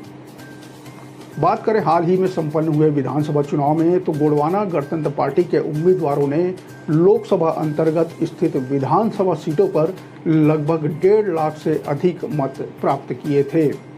वहीं पाली तानाखार की बात करें तो वहां गोंडवाना गणतंत्र पार्टी के विधायक चुनकर भी सदन पहुंचे हैं। चुनावी रणनीति में जहां अलग अलग तथ्य जीत व हार के लिए निर्णायक होता है, वहीं निर्दलीय व क्षेत्रीय पार्टी के अलावा अन्य दलों का असर भी आदिवासी मतदाताओं को प्रभावित करने के लिए प्रभावी रहता है। बसपा, गोंडवाना गणतंत्र पार्टी, अन्य पार्टियों में जातिगत समीकरण की भूमिका व महत्वाकांक्षा भी आदिवासी मतदाताओं को प्रभावित करने वाला होगा। प्रत्याशियों की स्थिति स्पष्ट होने के बाद भले ही चुनावी पंडित की नज़र कांग्रेस व भाजपा के गढ़ व उनके मतांतरों पर टिकी है, किंतु जातिगत समीकरण का मामला आंकड़ों से परे होता है। चरणदास महंत के लिए भी ज्योत्सना महंत को चुनाव जिताना चुनौती है। बात करें पिछले 5 सालों में तो कोरबा क्षेत्र में कांग्रेस से लोगों में कांग्रेस के प्रति काफ़ी नाराजगी दिखाई दे रही है और इसका असर विधानसभा चुनाव में भी हमें देखने को मिल चुका है। यहाँ 8 विधानसभा चुनाव में से 6 भाजपा, 1 पर गोंडवाना गणतंत्र पार्टी और सिर्फ 1 सीट पर कांग्रेस काबिज है। सिर्फ रामपुर की सीट कांग्रेस के पास है, यानी साफ माना जा सकता है कि जनता इलाके में कांग्रेस के काम से नाराज दिख रही है। इधर सरोज पांडे के लिए कोरबा की राह इतनी आसान नहीं है। वहाँ अभी से भी नारा लग रहा है कि बिहारी और बाहरी का। सरोज पांडे दुर्ग से जाकर कोरबा में चुनाव लड़ रही हैं। ऐसा फैलाया जा रहा है कि वे बिहारी ब्राह्मण हैं, जबकि ज्योत्सना महंत को स्थानीय बताया जा रहा है। अगर सरोज पांडे सिर्फ मोदी के चेहरे और राम के भरोसे रही तो उनके सामने मुश्किलें खड़ी हो सकती है। उन्हें बिहारी और बाहरी का काट सोचकर मैदान में अपना दांव खेलना होगा। कांग्रेस के लोग सामाजिक बैठकों में इस बात का प्रचार भी कर रहे हैं। वैसे दूसरा पक्ष यह भी सामने आ रहा है कि सरोज पांडे को कोरबा में बहुतायत उत्तर भारतीय लोगों के वोटों को ध्यान में रखकर भी मैदान में उतारा गया है। तो वहीं कुछ लोगों का मानना है कि अगर उत्तर भारतीय मत एकजुट रहते तो विधानसभा चुनाव में जो जय सिंह अग्रवाल को हार का सामना करना पड़ा है वह नहीं करना पड़ता, यानी उत्तर भारतीय वोट यहाँ पर मायने नहीं रखते। कुछ लोगों का यह भी मत है। कोरबा लोकसभा सीट का भूगोल और इतिहास काफ़ी पेचीदा है। आदिवासी बहुल्य सीट पर सामान्य वर्ग से ही प्रत्याशी जीतकर संसद भवन पहुंचते रहे हैं। 2 बार कांग्रेस और 1 बार भाजपा और इस सीट पर कोरबा सीट पर 2 बार कांग्रेस और 1 बार भाजपा का कब्जा रहा है। कांग्रेस के टिकट का गणित महंत परिवार का वोट बैंक को माना जा सकता है। दूसरी ओर भाजपा के स्थानीय प्रत्याशियों के पूर्व के चुनाव के प्रदर्शन और राष्ट्रीय स्तर के चेहरे को माना जा रहा है। कोरबा लोकसभा सीट भले ही जातिगत वोटों के साधने प्रचार ने जोर पकड़ लिया है, लेकिन प्रमुख दल यानी भाजपा और कांग्रेस के बीच मुद्दा मोदी बनाम न्याय पत्र और लोकल बनाम बाहरी प्रत्याशी ही है। भाजपा प्रत्याशी मोदी की गारंटी पूरी होने की गारंटी के साथ वोट मांग रहे हैं, तो कांग्रेस प्रत्याशी न्याय पत्र के मुद्दों को जनता के सामने रखकर वोटों की अपील करते दिख रहे हैं। स्थानीय मुद्दों के नाम पर दोनों प्रत्याशी एक दूसरे पर तीखा हमला कर रहे हैं। एक मौजूदा सांसद है तो दूसरी लोकसभा सीट की पालक सांसद। ऐसे में दोनों ही प्रत्याशी एक दूसरे की कमियां गिनाकर जनता के सामने अपना अपना दावा मजबूती के साथ रख रहे हैं। यह सामान्य लोकसभा सीट होने के बावजूद यहां आदिवासी मतदाताओं की भूमिका निर्णायक रहती है। कोरबा जिले के रामपुर, पाली थानाखार में राठिया, कंवर, पैंकरा, मंझवार, बिंझवार जनजातियों का दबदबा है। वहीं कोरबा के सुदूर वनांचलों में कोरवा, पंडो, बिरहोर, धनुहार, गोंड, कंवर जनजाति के मतदाता चुनाव मतदान में अपनी महत्वपूर्ण भूमिका निभाते हैं। मारवाही क्षेत्र एक तरह से कांग्रेस का गढ़ माना जाता है। तीसरे फेज यानी 7 मई को यहां मतदान होना है। फिलहाल दोनों मुख्य दलों के प्रत्याशी के प्रचार प्रसार और आरोप प्रत्यारोप का सिलसिला जैसे जैसे मतदान का दिन आते जा रहा है तेज हो चला है। वहीं गोंडवाना गणतंत्र पार्टी और बसपा भी कमर कसकर तैयार है। कोरबा लोकसभा का यह चौथा चुनाव है। 2 बार कांग्रेस और 1 बार बीजेपी के सर ताज सज चुका है।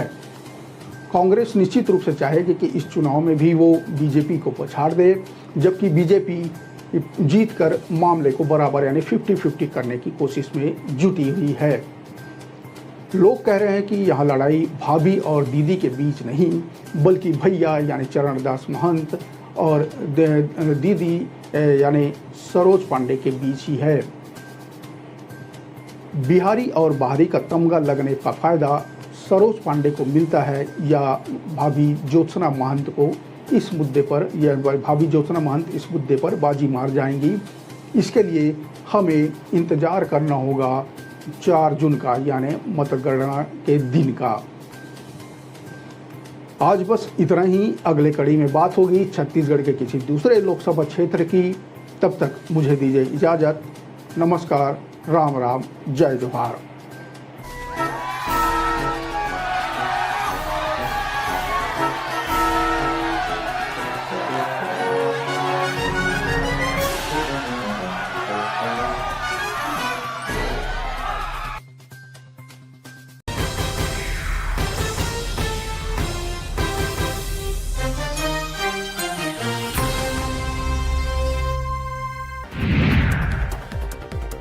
रायपुर के कांग्रेस भवन में प्रदेश कांग्रेस अध्यक्ष दीपक बैज ने बारी बारी से राधिका खेड़ा और सुशील आनंद शुक्ला से 3 घंटे से ज्यादा देर तक चर्चा की। बैज बोले, दोनों पक्षों से बात की गई है, मैसेज दिल्ली भेजा जाएगा। अभी किसकी गलती है ये कहना ठीक नहीं है, ये AICC तय करेगा। कार्यालय में कांग्रेस प्रवक्ता नितिन भंसाली, सुरेंद्र वर्मा, मीडिया पैनलिस्ट परवेज आलम, दीपक पांडे से भी बातचीत की गई।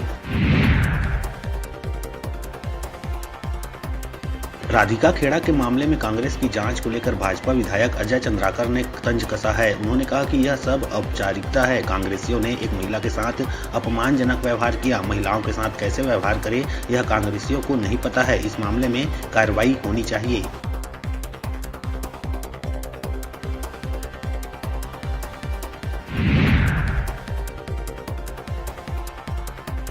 भाजपा विधायक अजय चंद्राकर के स्क्रिप्टेड नेता कहे जाने पर प्रदेश कांग्रेस अध्यक्ष दीपक बैज ने पलटवार किया है। उन्होंने कहा कि अजय चंद्राकर के बयानों को कोई गंभीरता से नहीं लेता। भाजपा के बयानों से देश में किसी को फायदा नहीं दिख रहा है। तीसरे चरण को संपन्न होने दीजिए। प्रधानमंत्री अपनी सभा में घड़ियाली आंसू बहाना शुरू कर देंगे, क्योंकि भाजपा के पास यही बचा है।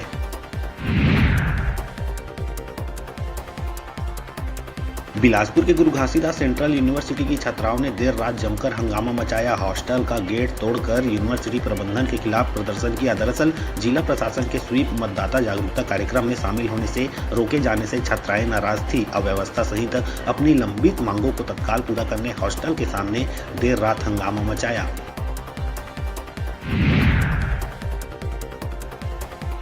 गरियाबंद के राजिम थाना क्षेत्र में बांधा अवैध खदान में यूट्यूबर की पिटाई के बाद अब रेत के अवैध माइनिंग को लेकर ग्रामीण आपस में भिड़ गए। हथखोज खदान से अवैध परिवहन को रोकने गए ग्रामीणों में आपस में झड़प हुई है, जिसका वीडियो तेजी से वायरल हो रहा है। वीडियो में दिख रहा है कि कुछ लोग हाईवा को रोकते दिख रहे हैं। इसी बीच खदान का समर्थन करने वाले कुछ ग्रामीणों में मारपीट हो रही है।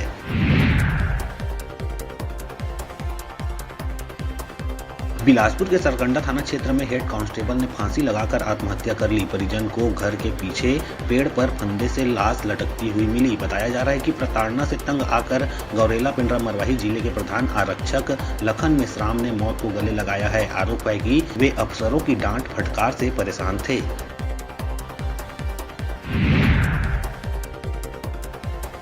कोरबा जिले के सर्वमंगला चौकी क्षेत्र के सर्वमंगला फाटक पार करते समय कोयला लोडेड ट्रेलर नहर की रेलिंग तोड़ते हुए 20 फीट नीचे पानी के तेज बहाव में गिर गया। ट्रेलर ड्राइवर किसी तरह से तैरते हुए बाहर निकला और अपनी जान बचाई। सामने अचानक से बाइक सवार आ गया था। उसे बचाने के चक्कर में ट्रेलर अनियंत्रित हो गया और रेलिंग को तोड़ते हुए नहर में 20 फीट नीचे जा गिरा।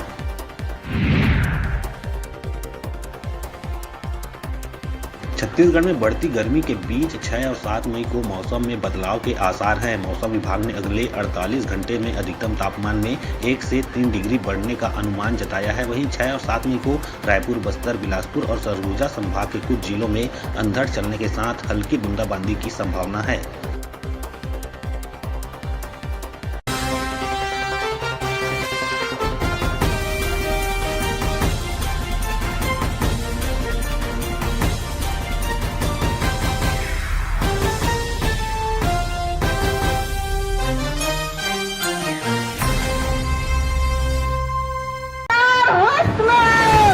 खबर के उस सब को पहलू जेखर से तय उठे आप मन के दिन हमारे छत्तीसगढ़ के तीज त्योहार है, चाहे हरेली हो, तीजा। प्रदेश के हर वो खबर जेखर से जुड़े हैं आप मन के भावना। जतका गौठान बनारी से वो सब पहला बारिश में ध्वस्त हो गए। न भूसा है, न पैरा है, न चारा है। हर वो खबर जेखर से जुड़े हैं आप मन के उम्मीद। में अगर काम अच्छा नहीं हो रहा है मैं शायद पीछे रहूं, मैं उस विभाग में ना रहूं तो बेहतर काम हो। खबर के वो जम्मो सच जेखर से जुड़े हैं आप मन के एहसास। तो पहले अपने आप को तो अपने घर को तो संभाल लो। जब किसान बैठे हैं तो उनसे मिलने की, उनसे बात करने की फुर्सत नहीं है। चुनी हुई सरकारों को हटाने के लिए षड्यंत्र रची जा रही है। खबर के आगाज ले अंजाम तक के सफर। मुझे लगता है भाजपा का नैतिक अधिकार नहीं है। क्या भाजपा राम केवल भाजपा के ही है?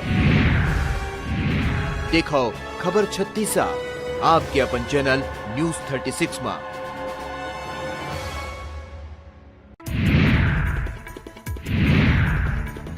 रायपुर के कांग्रेस भवन में प्रदेश कांग्रेस अध्यक्ष दीपक बैज ने बारी बारी से राधिका खेड़ा और सुशील आनंद शुक्ला से 3 घंटे से ज्यादा देर तक चर्चा की। बैज बोले, दोनों पक्षों से बात की गई है, मैसेज दिल्ली भेजा जाएगा। अभी किसकी गलती है ये कहना ठीक नहीं है, ये AICC तय करेगा। कार्यालय में कांग्रेस प्रवक्ता नितिन भंसाली, सुरेंद्र वर्मा, मीडिया पैनलिस्ट परवेज आलम, दीपक पांडे से भी बातचीत की गई। राधिका खेड़ा के मामले में कांग्रेस की जांच को लेकर भाजपा विधायक अजय चंद्राकर ने तंज कसा है। उन्होंने कहा कि यह सब औपचारिकता है। कांग्रेसियों ने एक महिला के साथ अपमानजनक व्यवहार किया। महिलाओं के साथ कैसे व्यवहार करें यह कांग्रेसियों को नहीं पता है। इस मामले में कार्रवाई होनी चाहिए। भाजपा विधायक अजय चंद्राकर के स्क्रिप्टेड नेता कहे जाने पर प्रदेश कांग्रेस अध्यक्ष दीपक बैज ने पलटवार किया है। उन्होंने कहा कि अजय चंद्राकर के बयानों को कोई गंभीरता से नहीं लेता। भाजपा के बयानों से देश में किसी को फायदा नहीं दिख रहा है। तीसरे चरण को संपन्न होने दीजिए। प्रधानमंत्री अपनी सभा में घड़ियाली आंसू बहाना शुरू कर देंगे, क्योंकि भाजपा के पास यही बचा है। बिलासपुर के गुरु घासीदास सेंट्रल यूनिवर्सिटी की छात्राओं ने देर रात जमकर हंगामा मचाया। हॉस्टल का गेट तोड़कर यूनिवर्सिटी प्रबंधन के खिलाफ प्रदर्शन किया। दरअसल जिला प्रशासन के स्वीप मतदाता जागरूकता कार्यक्रम में शामिल होने से रोके जाने से छात्राएं नाराज थी। अव्यवस्था सहित अपनी लंबित मांगों को तत्काल पूरा करने हॉस्टल के सामने देर रात हंगामा मचाया। गरियाबंद के राजिम थाना क्षेत्र में बांधा अवैध खदान में यूट्यूबर की पिटाई के बाद अब रेत के अवैध माइनिंग को लेकर ग्रामीण आपस में भिड़ गए। हथखोज खदान से अवैध परिवहन को रोकने गए ग्रामीणों में आपस में झड़प हुई है, जिसका वीडियो तेजी से वायरल हो रहा है। वीडियो में दिख रहा है कि कुछ लोग हाईवा को रोकते दिख रहे हैं। इसी बीच खदान का समर्थन करने वाले कुछ ग्रामीणों में मारपीट हो रही है। बिलासपुर के सरकंडा थाना क्षेत्र में हेड कांस्टेबल ने फांसी लगाकर आत्महत्या कर ली। परिजन को घर के पीछे पेड़ पर फंदे से लाश लटकती हुई मिली। बताया जा रहा है कि प्रताड़ना से तंग आकर गौरेला पिंडरा मरवाही जिले के प्रधान आरक्षक लखन मेश्राम ने मौत को गले लगाया है। आरोप है कि वे अफसरों की डांट फटकार से परेशान थे। कोरबा जिले के सर्वमंगला चौकी क्षेत्र के सर्वमंगला फाटक पार करते समय कोयला लोडेड ट्रेलर नहर की रेलिंग तोड़ते हुए 20 फीट नीचे पानी के तेज बहाव में गिर गया। ट्रेलर ड्राइवर किसी तरह से तैरते हुए बाहर निकला और अपनी जान बचाई। सामने अचानक से बाइक सवार आ गया था। उसे बचाने के चक्कर में ट्रेलर अनियंत्रित हो गया और रेलिंग को तोड़ते हुए नहर में 20 फीट नीचे जा गिरा। छत्तीसगढ़ में बढ़ती गर्मी के बीच 6 और 7 मई को मौसम में बदलाव के आसार हैं। मौसम विभाग ने अगले 48 घंटे में अधिकतम तापमान में 1 से 3 डिग्री बढ़ने का अनुमान जताया है। वहीं 6 और 7 मई को रायपुर, बस्तर, बिलासपुर और सरगुजा संभाग के कुछ जिलों में अंधड़ चलने के साथ हल्की बूंदाबांदी की संभावना है। बिलासपुर लोकसभा प्रत्याशी तोखन साहू के समर्थन में यादव समाज खुलकर सामने आ गया है। भारतीय जनता पार्टी के नेता सोमनाथ यादव, विष्णु यादव समेत यादव समाज के लोगों ने कांग्रेस प्रत्याशी देवेंद्र यादव पर यादव समाज की मान्यताओं की उपेक्षा करने और पिछड़ा वर्ग के हितों की अनदेखी करने को लेकर जमकर हमला बोला। जांजगीर चांपा जिला पंचायत अध्यक्ष यनीता यशवंत चंद्रा ने कांग्रेस पार्टी की प्राथमिक सदस्यता से इस्तीफा दे दिया है। पीसीसी चीफ दीपक बैज को भेजे इस्तीफा पत्र में उन्होंने कहा कि 20 सालों से कांग्रेस पार्टी में काम करते आई हूं, लेकिन कांग्रेस पार्टी अपने सिद्धांत और विचार से भटक चुकी है। बताया जा रहा है कि वे भाजपा में शामिल हो सकती है। मुंगेली जिले के पथरिया विकास खंड अंतर्गत शासकीय प्राथमिक शाला हिंछापुरी के सहायक शिक्षक मनीष मिंज को मतदान ड्यूटी में अनुपस्थित पाए जाने पर निलंबित किया गया। कलेक्टर और जिला निर्वाचन अधिकारी राहुल देव ने लोकसभा निर्वाचन के दौरान शिकायत को गंभीरता से लेते हुए नियमानुसार कार्रवाई के निर्देश दिए थे। गरियाबंद में शिवालय तोड़ने वाले असली आरोपियों को गिरफ्तार करने की मांग को लेकर हिंदू संगठन ने प्रदर्शन करते हुए राजिम में नेशनल हाईवे को जाम कर दिया। हिंदू संगठन के पदाधिकारी का कहना है कि पुलिस ने असली गुनहगारों को नहीं पकड़ा है। गौरतलब है कि राजिम थाना क्षेत्र के दुधकैया ग्राम में स्थित शिवलिंग को 30 अप्रैल की रात कुछ असामाजिक तत्वों ने न केवल खंडित किया था बल्कि उस पर शराब भी उड़ेला था। रायगढ़ जिले के धर्मजयगढ़ और कापू रेंज में शुक्रवार की रात हाथियों ने फसलों को नुकसान पहुंचाया। बता दें, जिले के दोनों वन मंडल धर्मजयगढ़ और रायगढ़ में हाथियों के अलग अलग दल की मौजूदगी है। जंगल में 96 हाथी विचरण करते हुए हर रात किसी न किसी गांव के खेतों में पहुंच रहे हैं। हाथियों द्वारा लगातार फसलों को बर्बाद किया जा रहा है। मुंगेली जिले में लोकसभा निर्वाचन 2024 के लिए होम वोटिंग कराया गया। इसके तहत गुरुवार को जिले के 85 वर्ष से अधिक उम्र के बुजुर्ग और 40% से ज्यादा दिव्यांग मतदाताओं के घर घर जाकर मतदान दलों द्वारा मतदान कराया गया। वहीं वोट देने के दौरान बुजुर्ग और दिव्यांग जनों के चेहरे खिल उठे। आईपीएल सट्टे पर रायपुर पुलिस ने अब तक की सबसे बड़ी कार्रवाई की है। पूरे महाराष्ट्र से 26 सटोरियों को गिरफ्तार किया है। ये सटोरिये महादेव और अन्ना रेड्डी ऐप से करोड़ों का सट्टा खिला रहे थे। आरोपियों के कब्जे से 11 लैपटॉप, 98 मोबाइल फोन, कैलकुलेटर 1 नग, वाईफाई 2 नग, रजिस्टर 3 नग, 30 पासबुक, 9 चेकबुक, 81 एटीएम और 50 सिम कार्ड जब्त किया है। पकड़े गए सटोरिये मध्य प्रदेश, छत्तीसगढ़ एवं उत्तर प्रदेश के रहने वाले हैं।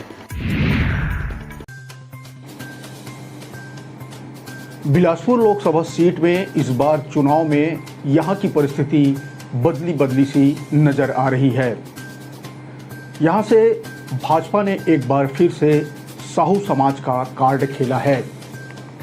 भाजपा इससे पहले भी 2019 में साहू समाज यानी अरुण साव और 2014 में साहू समाज से ही यानी लखनलाल साहू के ऊपर दांव खेला था और उसमें भाजपा सफल भी रही थी। लोगों का मानना है कि इस दांव के पीछे का सबसे बड़ा कारण सामाजिक वोटर है। हालांकि कुछ लोग पिछले 2 चुनाव में मोदी लहर को भी इसका श्रेय देते आए हैं। बीजेपी इस बार फिर साहू समाज से ही उम्मीदवार को मैदान में उतारा है, तो दूसरी तरफ कांग्रेस ने भी करारा जवाब देते हुए यादव कार्ड खेल दिया है। कांग्रेस ने यहां भिलाई के विधायक एवं युवा नेता देवेंद्र यादव को मैदान में उतारा है। हालांकि दोनों उम्मीदवार के ऊपर बाहरी प्रत्याशी का तमगा लगा हुआ है।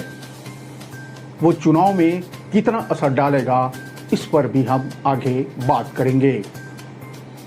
बिलासपुर लोकसभा में जातिगत समीकरणों को ध्यान में रखकर भले ही कांग्रेस और भाजपा अपना संपर्क अभियान चला रहे हैं, भाजपा प्रत्याशी मोदी की गारंटी दे रहे हैं, तो कांग्रेस मोदी की विफलताओं और न्याय पत्र को लेकर जनता के बीच जा रहे हैं। मतलब यहाँ भी मुद्दा मोदी बनाम मोदी ही देखा जा रहा है। नमस्कार, मैं हूं नवीन और चुनावी चालीसा में इस बार नब्ज टटोलेंगे छत्तीसगढ़ के एक और प्रमुख सीट यानी बिलासपुर लोकसभा सीट की।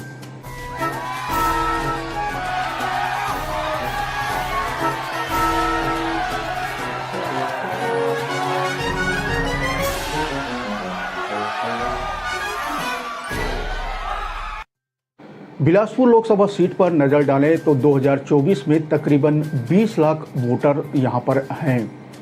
विभिन्न राजनीतिक दलों के अपने स्तर पर जो जातिगत आंकड़े प्रस्तुत किए गए हैं, अगर उसे माने तो इस लोकसभा सीट में आदिवासी वोटरों की संख्या सबसे ज़्यादा है।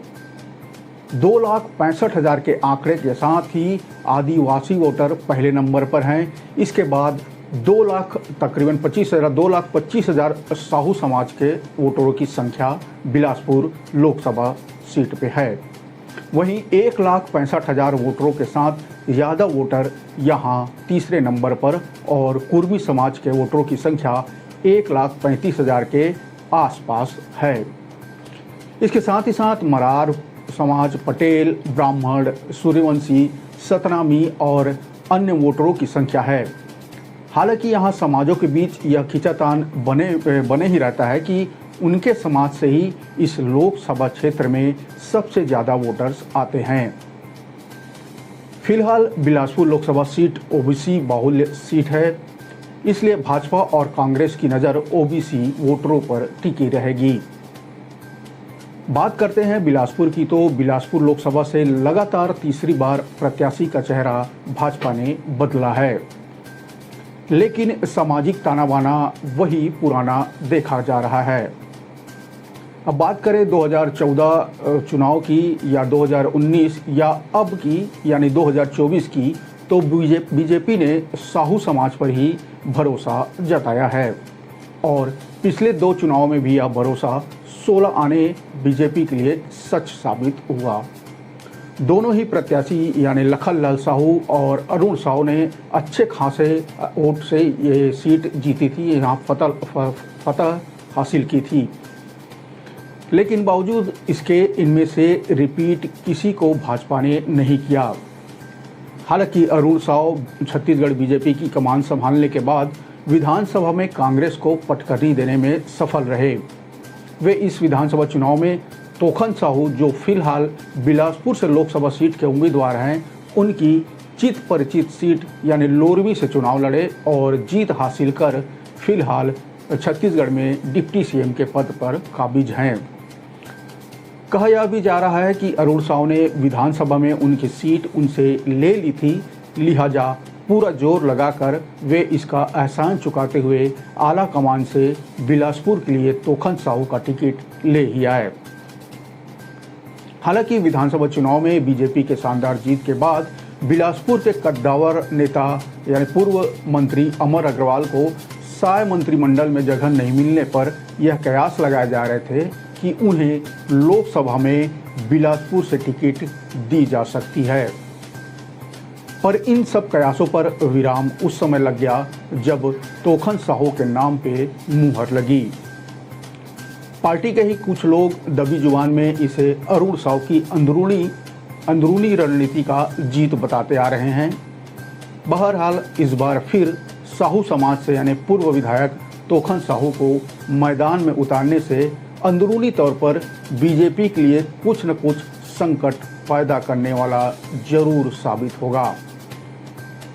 लगातार तीसरी बार साहू समाज को तवज्जो देने से यहाँ के कुछ समाज प्रमुख खासे नाराज भी चल रहे हैं। खासकर सबसे ज्यादा वोटरों यानी चौथे पायदान पर काबिज कुर्मी समाज के बीच जो बातें निकल कर सामने आ रही है वह बीजेपी के फेवर में कतई नहीं दिखती। हालांकि कहीं न कहीं बीजेपी से नाराज कुर्मी समाज ने यह पत्ता अभी तक नहीं खोला है कि इस चुनाव में वह किसे वोट करेंगे। बहरहाल कुर्मी समाज की इस्लामबंदी से बीजेपी के सामने संकट के बादल जरूर मंडरा सकते हैं। अब देखना यह है कि बीजेपी कुर्मी समाज को कितना समझा और संतुष्ट कर पाती है। दूसरी तरफ बात करें तो यादव वोटरों को साधने के लिए कांग्रेस ने भिलाई के युवा विधायक देवेंद्र यादव को यहां से मैदान में उतारा है। देवेंद्र यादव का नाम फाइनल होने पर कांग्रेस के ही लोग इसे कुछ दिनों तक पचा नहीं पा रहे थे। बाहरी प्रत्याशी बताकर कांग्रेस के कई नेता इसका खुलकर विरोध में भी उतर आए थे। कुछ कांग्रेसी तो जो बिलासपुर कांग्रेस भवन के बाहर विरोध में आमरण अनशन में भी बैठ गए थे। देवेंद्र यादव का नाम फाइनल होने से पहले एक और नाम बिलासपुर लोकसभा के लिए कांग्रेस की तरफ से जोरों शोरों से चल रहा था। वह नाम था विष्णु यादव का। लगभग बिलासपुर के कांग्रेसी भी इस नाम पर अंतिम मुहर लगने की उम्मीद जता चुके थे, पर दिल्ली से आई लिस्ट में देवेंद्र यादव का नाम देख पैरों तले जमीन खिसक गई, जिसके बाद खुद विष्णु यादव इसे लेकर जोर शोर से विरोध में उतर आए, पर उनकी सुनवाई कहीं नहीं हुई और वे दुखी मन से ही सही कांग्रेस को कोसते हुए बीजेपी में शामिल हो गए। बिलासपुर के खुन्नस खाए कांग्रेसियों और कोयला घोटाले की आंच देवेंद्र यादव को कितना झुलसा पाती है, यह भी देखने वाली बात है। बिलासपुर सीट पर लोकसभा चुनाव को देखते हुए भाजपा के लिए कोटा और मस्तूरी विधानसभा टेढ़ी खीर साबित हो सकती है।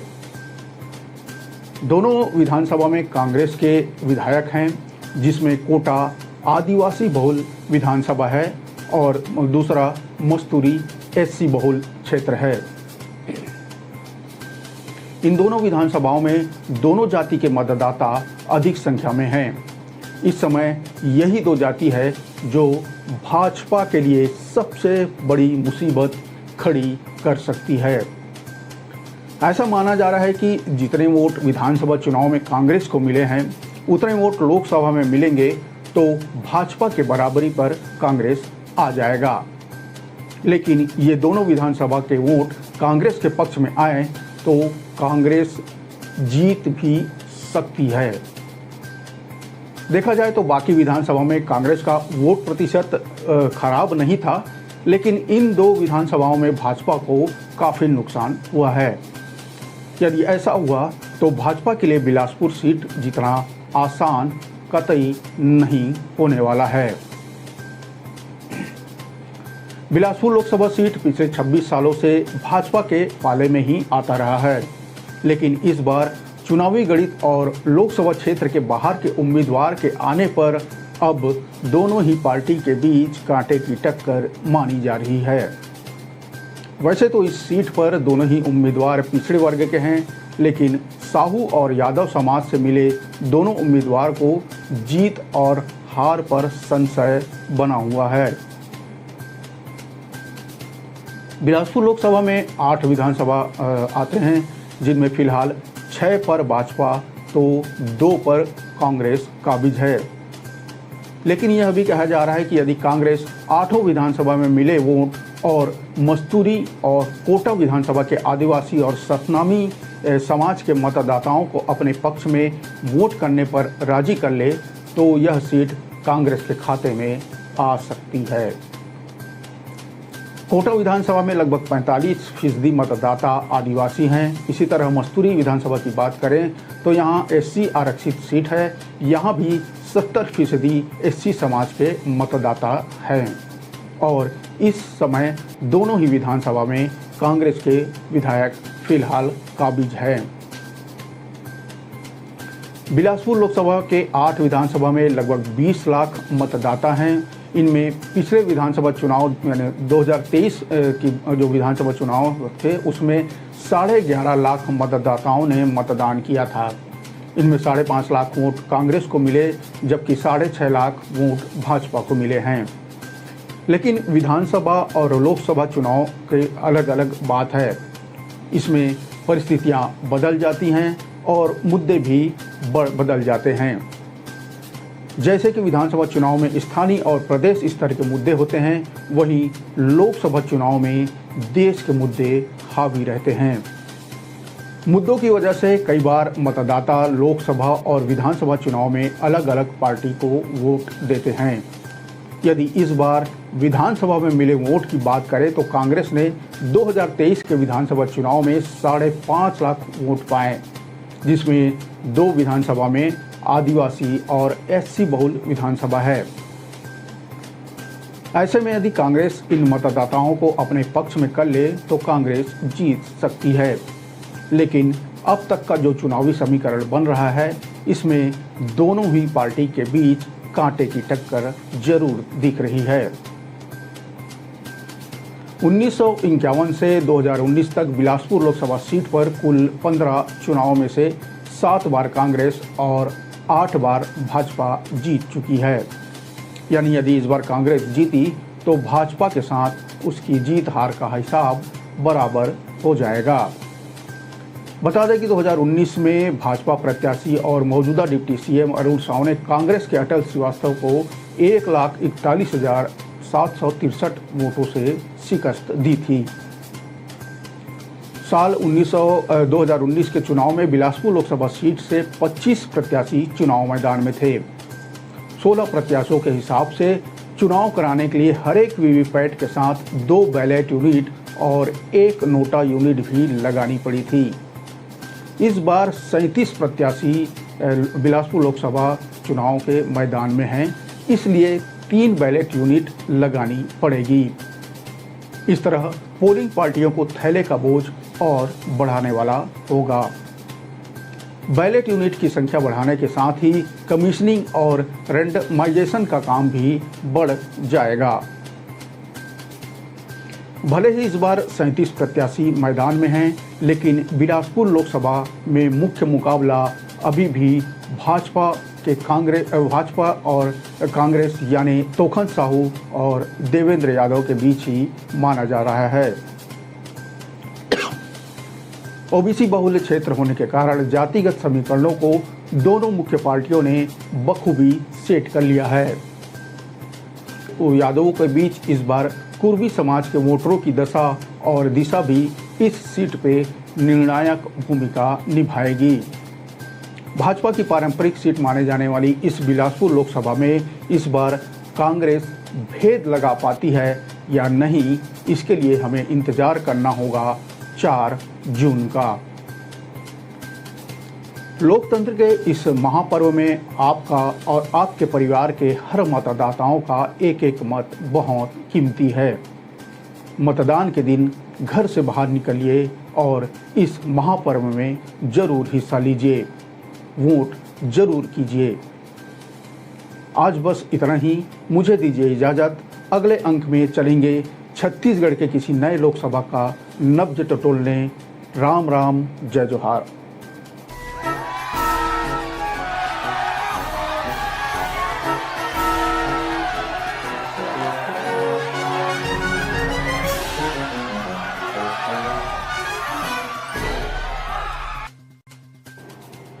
इस बार बात छत्तीसगढ़ के उस लोकसभा सीट की जहां दोनों मुख्य पार्टी में महिलाओं के बीच मुकाबला है, यानी दीदी और भाभी के बीच। जिसके चलते यह Lok Sabha seat high profile seat बन चुकी है।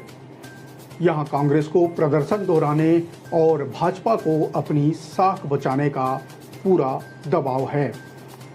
पिछले लोकसभा चुनाव यानी 2019 में कांग्रेस की ओर से ज्योत्सना महंत चुनाव मैदान में थी और जीतकर सांसद भी बनी थी। वर्तमान में वे दोबारा इस सीट पर कांग्रेस की टिकट से चुनाव लड़ रही हैं, जबकि भाजपा की ओर से तेज तर्रार नेत्री सरोज पांडे चुनावी मैदान में हैं। हालांकि ये चुनाव ज्योत्सना महंत और भाजपा की सरोज पांडे के बीच नहीं है, बल्कि उनके पति और नेता प्रतिपक्ष चरणदास महंत और भाजपा की राष्ट्रीय महासचिव सरोज पांडे के बीच सीधा माना जा रहा है। नमस्कार, मैं हूं नवीन और इस बार बात करेंगे कोरबा लोकसभा सीट की।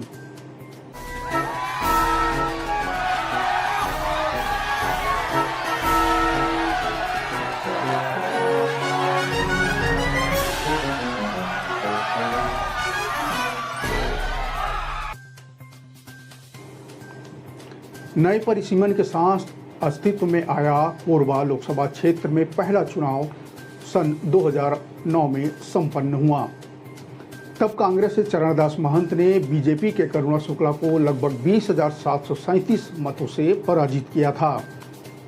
2009 के बाद 2014 में इस लोकसभा क्षेत्र से दूसरे लोकसभा चुनाव में कांग्रेस के चरणदास महंत को बीजेपी के डॉक्टर बंसीलाल महतो ने महज 4,265 मतों से शिकस्त दे दी थी।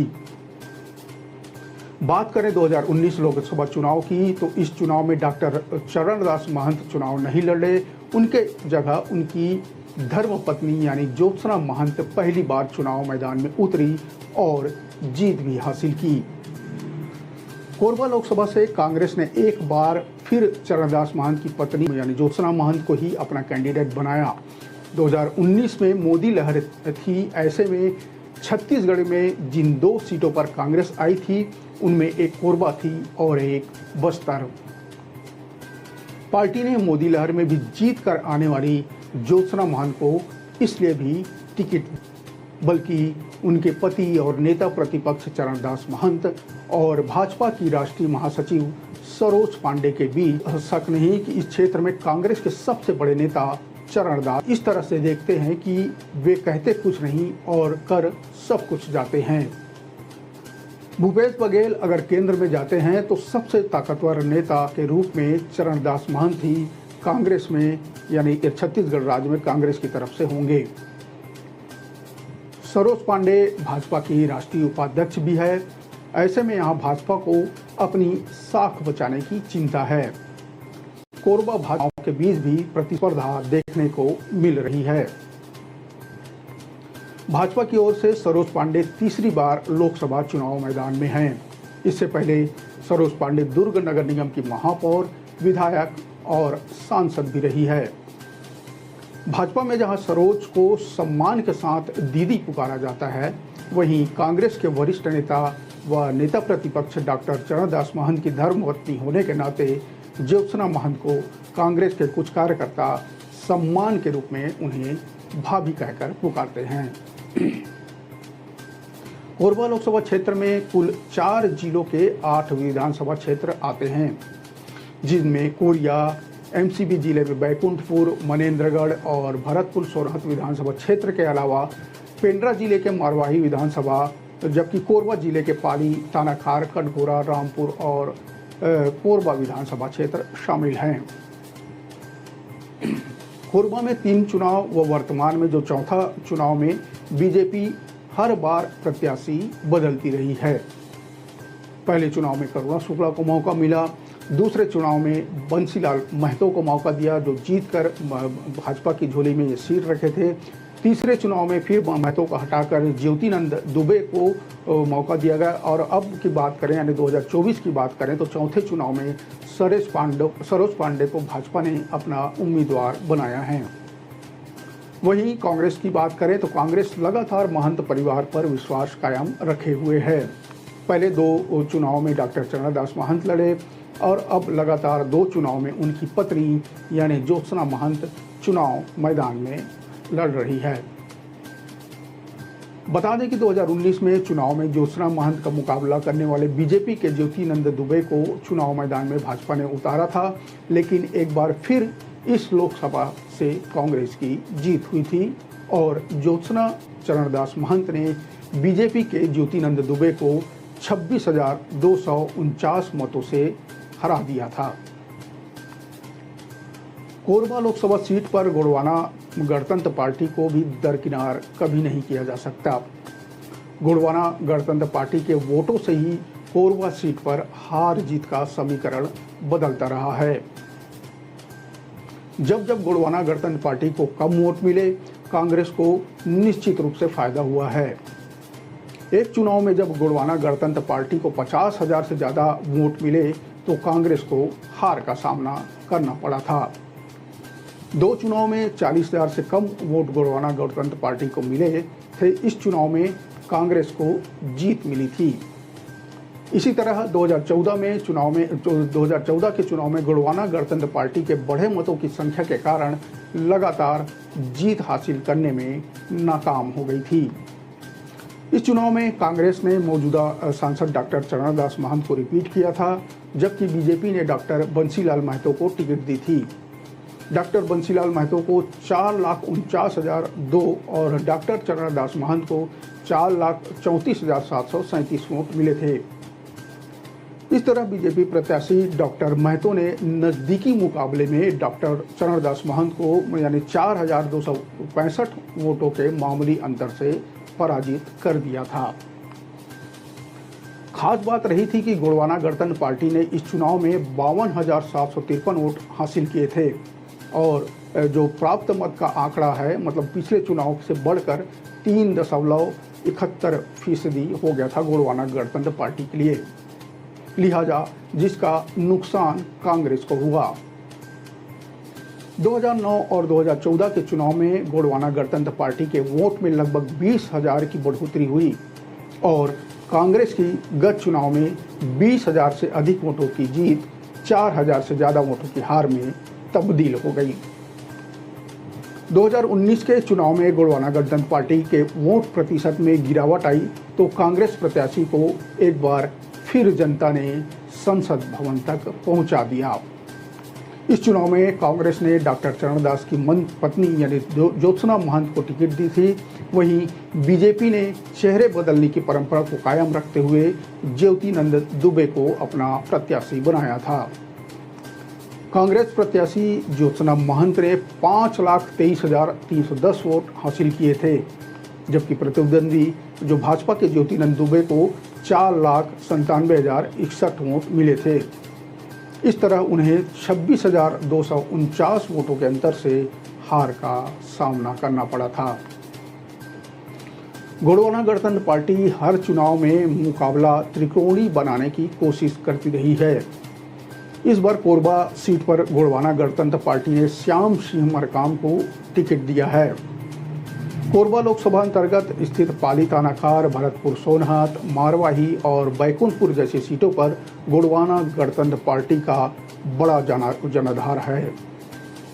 बात करें हाल ही में संपन्न हुए विधानसभा चुनाव में तो गोंडवाना गणतंत्र पार्टी के उम्मीदवारों ने लोकसभा अंतर्गत स्थित विधानसभा सीटों पर लगभग 1.5 लाख से अधिक मत प्राप्त किए थे।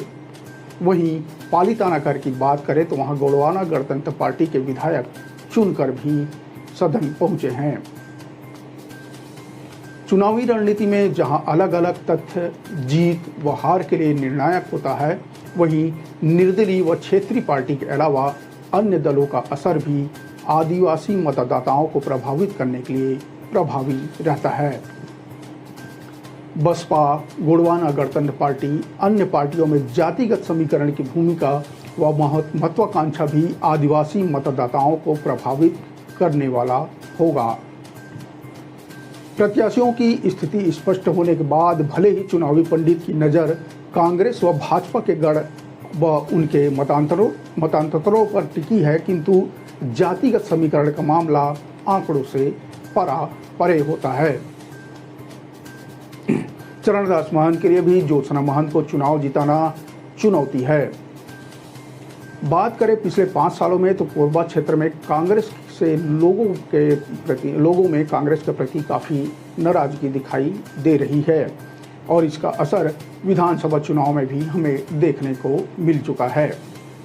यहाँ 8 विधानसभा चुनाव में से 6 भाजपा, 1 पर गोंडवाना गणतंत्र पार्टी और सिर्फ 1 सीट पर कांग्रेस काबिज है। सिर्फ रामपुर की सीट कांग्रेस के पास है, यानी साफ माना जा सकता है कि जनता इलाके में कांग्रेस के काम से नाराज दिख रही है। इधर सरोज पांडे के लिए कोरबा की राह इतनी आसान नहीं है। वहाँ अभी से भी नारा लग रहा है कि बिहारी और बाहरी का। सरोज पांडे दुर्ग से जाकर कोरबा में चुनाव लड़ रही हैं। ऐसा फैलाया जा रहा है कि वे बिहारी ब्राह्मण हैं, जबकि ज्योत्सना महंत को स्थानीय बताया जा रहा है। अगर सरोज पांडे सिर्फ मोदी के चेहरे और राम के भरोसे रही तो उनके सामने मुश्किलें खड़ी हो सकती है। उन्हें बिहारी और बाहरी का काट सोचकर मैदान में अपना दांव खेलना होगा। कांग्रेस के लोग सामाजिक बैठकों में इस बात का प्रचार भी कर रहे हैं। वैसे दूसरा पक्ष यह भी सामने आ रहा है कि सरोज पांडे को कोरबा में बहुतायत उत्तर भारतीय लोगों के वोटों को ध्यान में रखकर भी मैदान में उतारा गया है। तो वहीं कुछ लोगों का मानना है कि अगर उत्तर भारतीय मत एकजुट रहते तो विधानसभा चुनाव में जो जय सिंह अग्रवाल को हार का सामना करना पड़ा है वह नहीं करना पड़ता, यानी उत्तर भारतीय वोट यहाँ पर मायने नहीं रखते। कुछ लोगों का यह भी मत है। कोरबा लोकसभा सीट का भूगोल और इतिहास काफी पेचीदा है। आदिवासी बहुल्य सीट पर सामान्य वर्ग से ही प्रत्याशी जीतकर संसद भवन पहुंचते रहे हैं। 2 बार कांग्रेस और 1 बार भाजपा, और इस सीट पर कोरबा सीट पर 2 बार कांग्रेस और 1 बार भाजपा का कब्जा रहा है। कांग्रेस के टिकट का गणित महंत परिवार का वोट बैंक को माना जा सकता है। दूसरी ओर भाजपा के स्थानीय प्रत्याशियों के पूर्व के चुनाव के प्रदर्शन और राष्ट्रीय स्तर के चेहरे को माना जा रहा है। कोरबा लोकसभा सीट भले ही जातिगत वोटों के साधने प्रचार ने जोर पकड़ लिया है, लेकिन प्रमुख दल यानी भाजपा और कांग्रेस के बीच मुद्दा मोदी बनाम न्याय पत्र और लोकल बनाम बाहरी प्रत्याशी ही है। भाजपा प्रत्याशी मोदी की गारंटी पूरी होने की गारंटी के साथ वोट मांग रहे हैं, तो कांग्रेस प्रत्याशी न्याय पत्र के मुद्दों को जनता के सामने रखकर वोटों की अपील करते दिख रहे हैं। स्थानीय मुद्दों के नाम पर दोनों प्रत्याशी एक दूसरे पर तीखा हमला कर रहे हैं। एक मौजूदा सांसद है तो दूसरी लोकसभा सीट की पालक सांसद। ऐसे में दोनों ही प्रत्याशी एक दूसरे की कमियां गिनाकर जनता के सामने अपना अपना दावा मजबूती के साथ रख रहे हैं। यह सामान्य लोकसभा सीट होने के बावजूद यहां आदिवासी मतदाताओं की भूमिका निर्णायक रहती है। कोरबा जिले के रामपुर, पाली थानाखार में राठिया, कंवर, पैंतरा, मंझवार, बिंझवार जनजातियों का दबदबा है। वहीं कोरबा के सुदूर वनांचलों में कोरवा, पंडो, बिरहोर, धनुहार, गोंड, कंवर जनजाति के मतदाता चुनाव मतदान में अपनी महत्वपूर्ण भूमिका निभाते हैं। मारवाही क्षेत्र एक तरह से कांग्रेस का गढ़ माना जाता है। तीसरे फेज यानी 7 मई को यहाँ मतदान होना है। फिलहाल दोनों मुख्य दलों के प्रत्याशी के प्रचार प्रसार और आरोप प्रत्यारोप का सिलसिला जैसे जैसे मतदान का दिन आते जा रहा है तेज हो चला है। वहीं गोंडवाना गणतंत्र पार्टी और बसपा भी कमर कसकर तैयार है। कोरबा लोकसभा का यह चौथा चुनाव है। 2 बार कांग्रेस और 1 बार बीजेपी के सर ताज सज चुका है।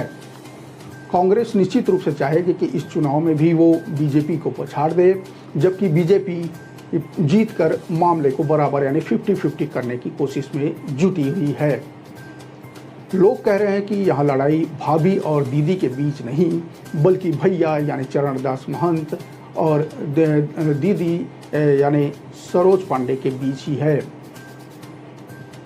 बिहारी और बाहरी का तमगा लगने का फायदा सरोज पांडे को मिलता है या भाभी ज्योत्सना महंत को इस मुद्दे पर, या भाभी ज्योत्सना महंत इस मुद्दे पर बाजी मार जाएंगी। इसके लिए हमें इंतज़ार करना होगा 4 जून का, यानी मतगणना के दिन का। आज बस इतना ही। अगले कड़ी में बात होगी छत्तीसगढ़ के किसी दूसरे लोकसभा क्षेत्र की। तब तक मुझे दीजिए इजाज़त। नमस्कार, राम राम, जय जोहार।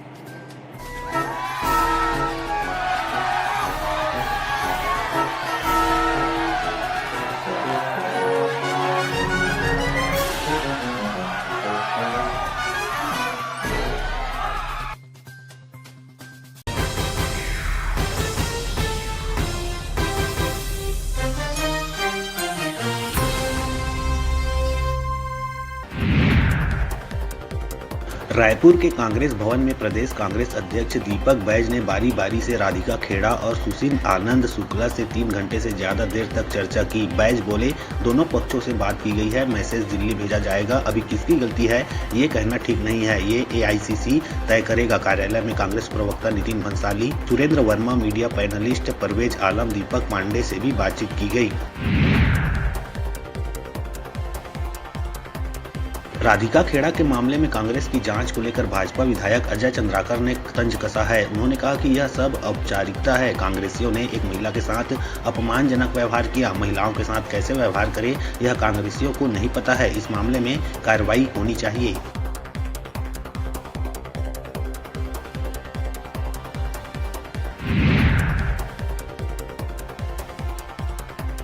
भाजपा विधायक अजय चंद्राकर के स्क्रिप्टेड नेता कहे जाने पर प्रदेश कांग्रेस अध्यक्ष दीपक बैज ने पलटवार किया है। उन्होंने कहा कि अजय चंद्राकर के बयानों को कोई गंभीरता से नहीं लेता। भाजपा के बयानों से देश में किसी को फायदा नहीं दिख रहा है। तीसरे चरण को संपन्न होने दीजिए। प्रधानमंत्री अपनी सभा में घड़ियाली आंसू बहाना शुरू कर देंगे, क्योंकि भाजपा के पास यही बचा है।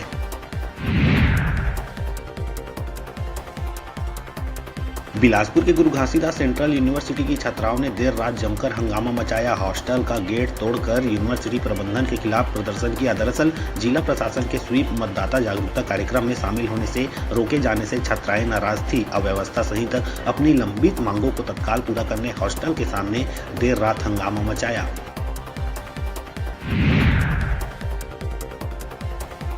गरियाबंद के राजिम थाना क्षेत्र में बांधा अवैध खदान में यूट्यूबर की पिटाई के बाद अब रेत के अवैध माइनिंग को लेकर ग्रामीण आपस में भिड़ गए। हथखोज खदान से अवैध परिवहन को रोकने गए ग्रामीणों में आपस में झड़प हुई है, जिसका वीडियो तेजी से वायरल हो रहा है। वीडियो में दिख रहा है कि कुछ लोग हाईवा को रोकते दिख रहे हैं। इसी बीच खदान का समर्थन करने वाले कुछ ग्रामीणों में मारपीट हो रही है।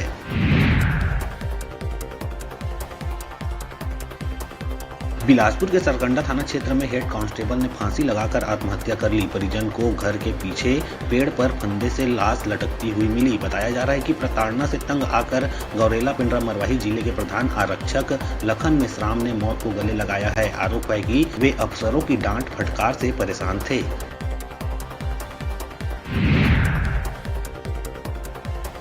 कोरबा जिले के सर्वमंगला चौकी क्षेत्र के सर्वमंगला फाटक पार करते समय कोयला लर नहर की रेलिंग तोड़ते हुए 20 फीट नीचे पानी के तेज बहाव में गिर गया। ट्रेलर ड्राइवर किसी तरह से तैरते हुए बाहर निकला और अपनी जान बचाई। सामने अचानक से बाइक सवार आ गया था। उसे बचाने के चक्कर में ट्रेलर अनियंत्रित हो गया और रेलिंग को तोड़ते हुए नहर में 20 फीट नीचे जा गिरा।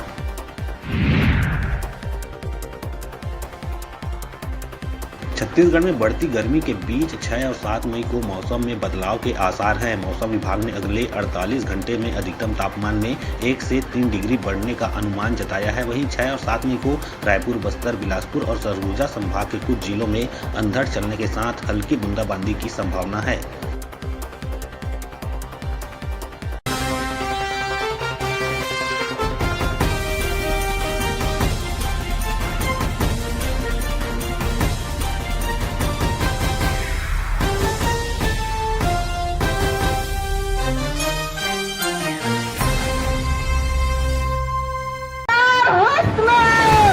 खबर के उस सब को पहलू जेखर से तय होते आप मन के दिन हमारे छत्तीसगढ़ के तीज त्योहार है, चाहे हरेली हो, तीजा। प्रदेश के हर वो खबर जेखर से जुड़े हैं आप मन के भावना।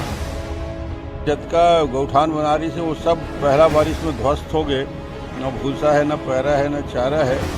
हर वो खबर जे घर से जुड़े हैं आप बन के उम्मीद। सब में अगर काम अच्छा नहीं हो रहा है तो मैं शायद पीछे रहूं, मैं उस विभाग में ना रहूं तो बेहतर काम हो। खबर के वो जम्मो सच जे घर से जुड़े हैं आप बन के एहसास। तो पहले अपने आप को तो अपने घर को तो संभाल लो। जब किसान बैठे हैं तो उनसे मिलने की, उनसे बात करने की फुर्सत नहीं है। चुनी हुई सरकारों को हटाने के लिए षड्यंत्र रची जा रही है। खबर के आगाज ले अंजाम तक के सफर। मुझे लगता है भाजपा का नैतिक अधिकार नहीं है। क्या भाजपा राम केवल भाजपा के ही है? देखो खबर 36 आपके अपन चैनल न्यूज 36 में।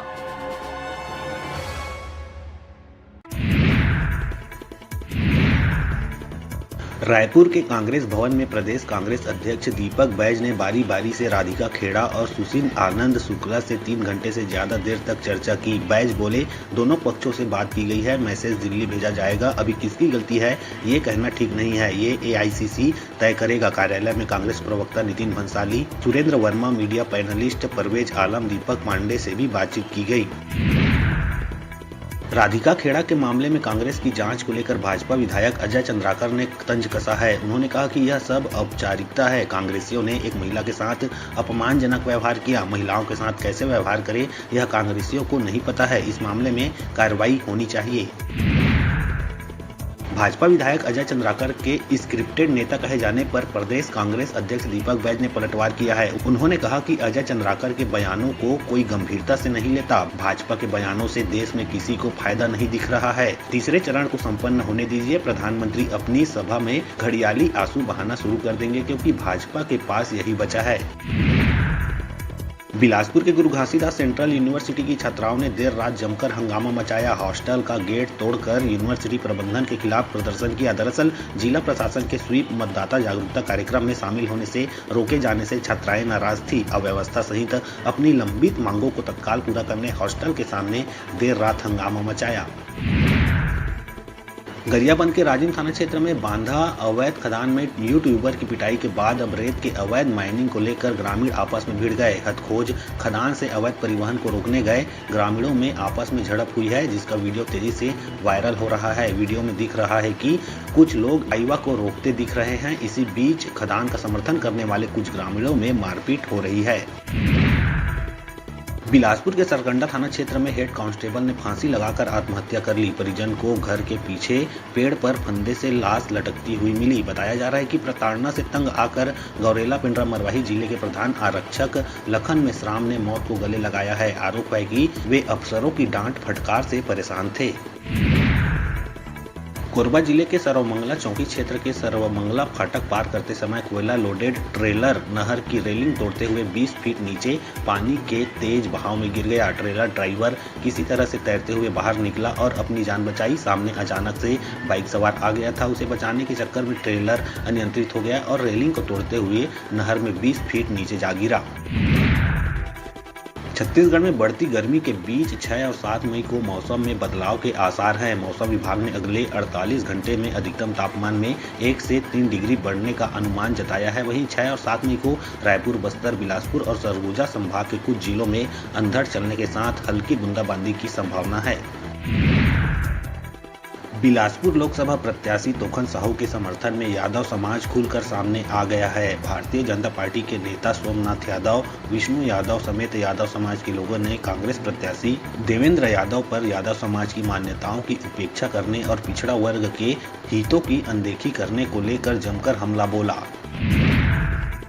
जांजगीर चांपा जिला पंचायत अध्यक्ष यनीता यशवंत चंद्रा ने कांग्रेस पार्टी की प्राथमिक सदस्यता से इस्तीफा दे दिया है। PCC चीफ दीपक बैज को भेजे इस्तीफा पत्र में उन्होंने कहा कि 20 सालों से कांग्रेस पार्टी में काम करते आई हूं, लेकिन कांग्रेस पार्टी अपने सिद्धांत और विचार से भटक चुकी है। बताया जा रहा है कि वे भाजपा में शामिल हो सकती है। मुंगेली जिले के पथरिया विकास खंड अंतर्गत शासकीय प्राथमिक शाला हिंछापुरी के सहायक शिक्षक मनीष मिंज को मतदान ड्यूटी में अनुपस्थित पाए जाने पर निलंबित किया गया। कलेक्टर और जिला निर्वाचन अधिकारी राहुल देव ने लोकसभा निर्वाचन के दौरान शिकायत को गंभीरता से लेते हुए नियमानुसार कार्रवाई के निर्देश दिए थे। गरियाबंद में शिवालय तोड़ने वाले असली आरोपियों को गिरफ्तार करने की मांग को लेकर हिंदू संगठन ने प्रदर्शन करते हुए राजिम में नेशनल हाईवे को जाम कर दिया। हिंदू संगठन के पदाधिकारी का कहना है कि पुलिस ने असली गुनहगारों को नहीं पकड़ा है। गौरतलब है कि राजिम थाना क्षेत्र के दुधकया ग्राम में स्थित शिवलिंग को 30 अप्रैल की रात कुछ असामाजिक तत्वों ने न केवल खंडित किया था बल्कि उस पर शराब भी उड़ेला था।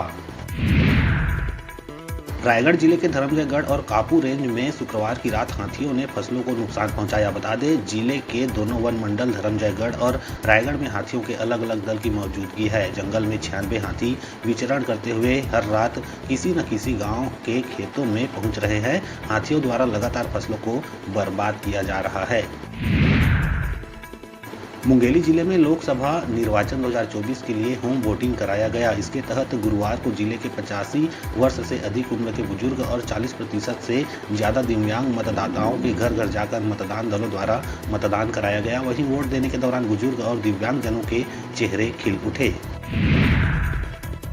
आईपीएल सट्टे पर रायपुर पुलिस ने अब तक की सबसे बड़ी कार्रवाई की है। पूरे महाराष्ट्र से 26 सटोरियों को गिरफ्तार किया है। ये सटोरिये महादेव और अन्ना रेड्डी ऐप से करोड़ों का सट्टा खिला रहे थे। आरोपियों के कब्जे से 11 लैपटॉप, 98 मोबाइल फोन, कैलकुलेटर 1 नग, वाईफाई 2 नग, रजिस्टर 3 नग, 30 पासबुक, 9 चेकबुक, 81 एटीएम और 50 सिम कार्ड जब्त किया है। पकड़े गए सटोरिये मध्य प्रदेश, छत्तीसगढ़ एवं उत्तर प्रदेश के रहने वाले हैं।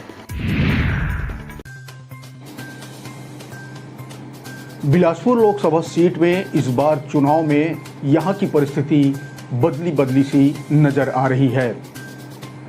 यहां से भाजपा ने एक बार फिर से साहू समाज का कार्ड खेला है। भाजपा इससे पहले भी 2019 में साहू समाज यानी अरुण साव और 2014 में साहू समाज से ही यानी लखनलाल साहू के ऊपर दांव खेला था और उसमें भाजपा सफल भी रही थी। लोगों का मानना है कि इस दांव के पीछे का सबसे बड़ा कारण सामाजिक वोटर है। हालांकि कुछ लोग पिछले 2 चुनाव में मोदी लहर को भी इसका श्रेय देते आए हैं। बीजेपी इस बार फिर साहू समाज से ही उम्मीदवार को मैदान में उतारा है, तो दूसरी तरफ कांग्रेस ने भी करारा जवाब देते हुए यादव कार्ड खेल दिया है। कांग्रेस ने यहां भिलाई के विधायक एवं युवा नेता देवेंद्र यादव को मैदान में उतारा है। हालांकि दोनों उम्मीदवार के ऊपर बाहरी प्रत्याशी का तमगा लगा हुआ है। वो चुनाव में कितना असर डालेगा इस पर भी हम आगे बात करेंगे।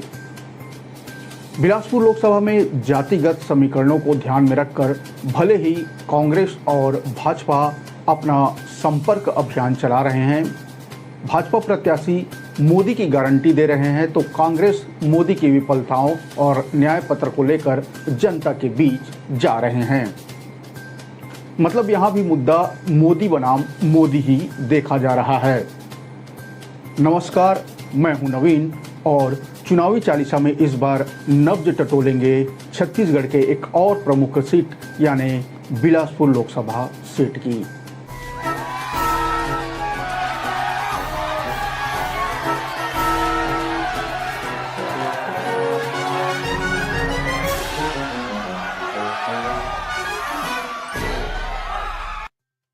बिलासपुर लोकसभा सीट पर नजर डालें तो 2024 में तकरीबन 20 लाख वोटर यहां पर हैं।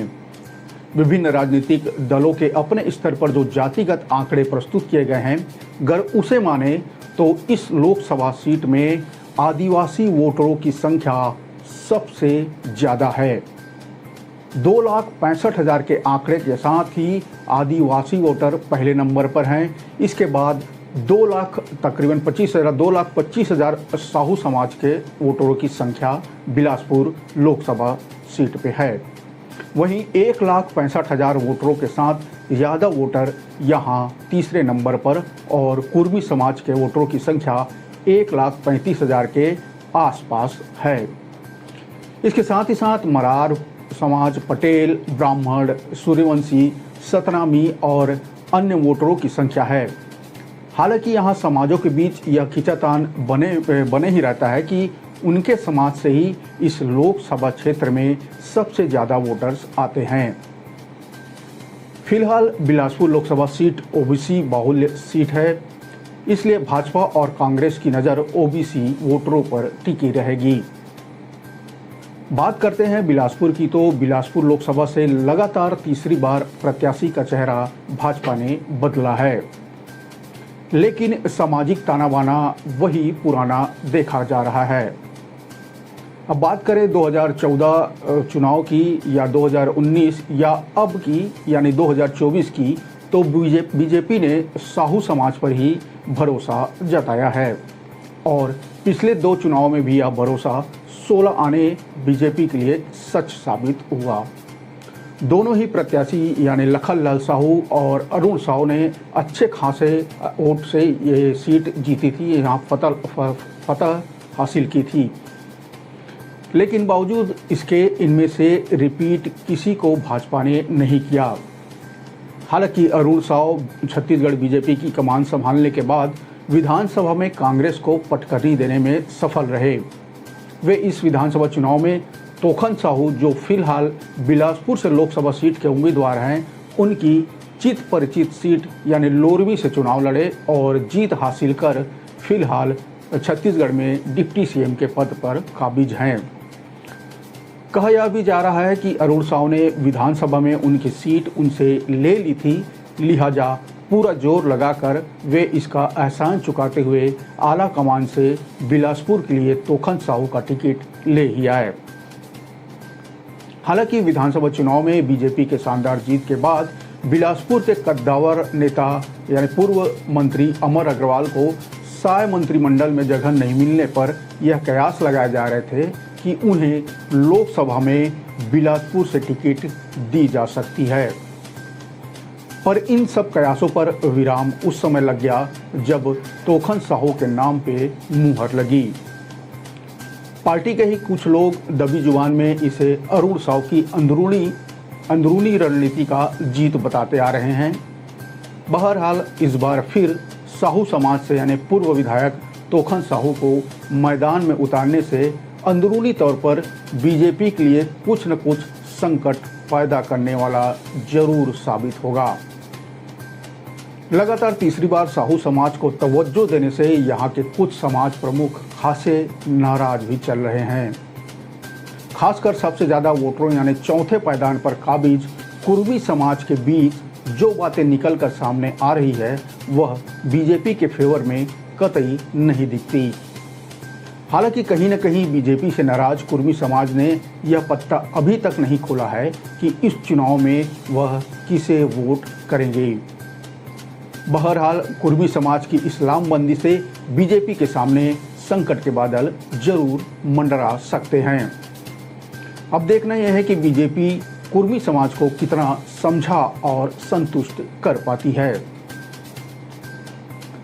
दूसरी तरफ बात करें तो यादव वोटरों को साधने के लिए कांग्रेस ने भिलाई के युवा विधायक देवेंद्र यादव को यहां से मैदान में उतारा है। देवेंद्र यादव का नाम फाइनल होने पर कांग्रेस के ही लोग इसे कुछ दिनों तक पचा नहीं पा रहे थे। बाहरी प्रत्याशी बताकर कांग्रेस के कई नेता इसका खुलकर विरोध में भी उतर आए थे। कुछ कांग्रेसी तो जो बिलासपुर कांग्रेस भवन के बाहर विरोध में आमरण अनशन में भी बैठ गए थे। देवेंद्र यादव का नाम फाइनल होने से पहले एक और नाम बिलासपुर लोकसभा के लिए कांग्रेस की तरफ से जोरों शोरों से चल रहा था। वह नाम था विष्णु यादव का। लगभग बिलासपुर के कांग्रेसी भी इस नाम पर अंतिम मुहर लगने की उम्मीद जता चुके थे, पर दिल्ली से आई लिस्ट में देवेंद्र यादव का नाम देख पैरों तले जमीन खिसक गई, जिसके बाद खुद विष्णु यादव इसे लेकर जोर शोर से विरोध में उतर आए, पर उनकी सुनवाई कहीं नहीं हुई और वे दुखी मन से ही सही कांग्रेस को कोसते हुए बीजेपी में शामिल हो गए। बिलासपुर के खुन्नस खाए कांग्रेसियों और कोयला घोटाले की आंच देवेंद्र यादव को कितना झुलसा पाती है, यह भी देखने वाली बात है। बिलासपुर सीट पर लोकसभा चुनाव को देखते हुए भाजपा के लिए कोटा और मस्तूरी विधानसभा टेढ़ी खीर साबित हो सकती है। दोनों विधानसभा में कांग्रेस के विधायक हैं, जिसमें कोटा आदिवासी बहुल विधानसभा है और दूसरा मस्तूरी एससी बहुल क्षेत्र है। इन दोनों विधानसभाओं में दोनों जाति के मतदाता अधिक संख्या में हैं। इस समय यही दो जाति है जो भाजपा के लिए सबसे बड़ी मुसीबत खड़ी कर सकती है। ऐसा माना जा रहा है कि जितने वोट विधानसभा चुनाव में कांग्रेस को मिले हैं, उतने वोट लोकसभा में मिलेंगे तो भाजपा के बराबरी पर कांग्रेस आ जाएगा। लेकिन ये दोनों विधानसभा के वोट कांग्रेस के पक्ष में आए तो कांग्रेस जीत भी सकती है। देखा जाए तो बाकी विधानसभा में कांग्रेस का वोट प्रतिशत खराब नहीं था, लेकिन इन दो विधानसभाओं में भाजपा को काफ़ी नुकसान हुआ है।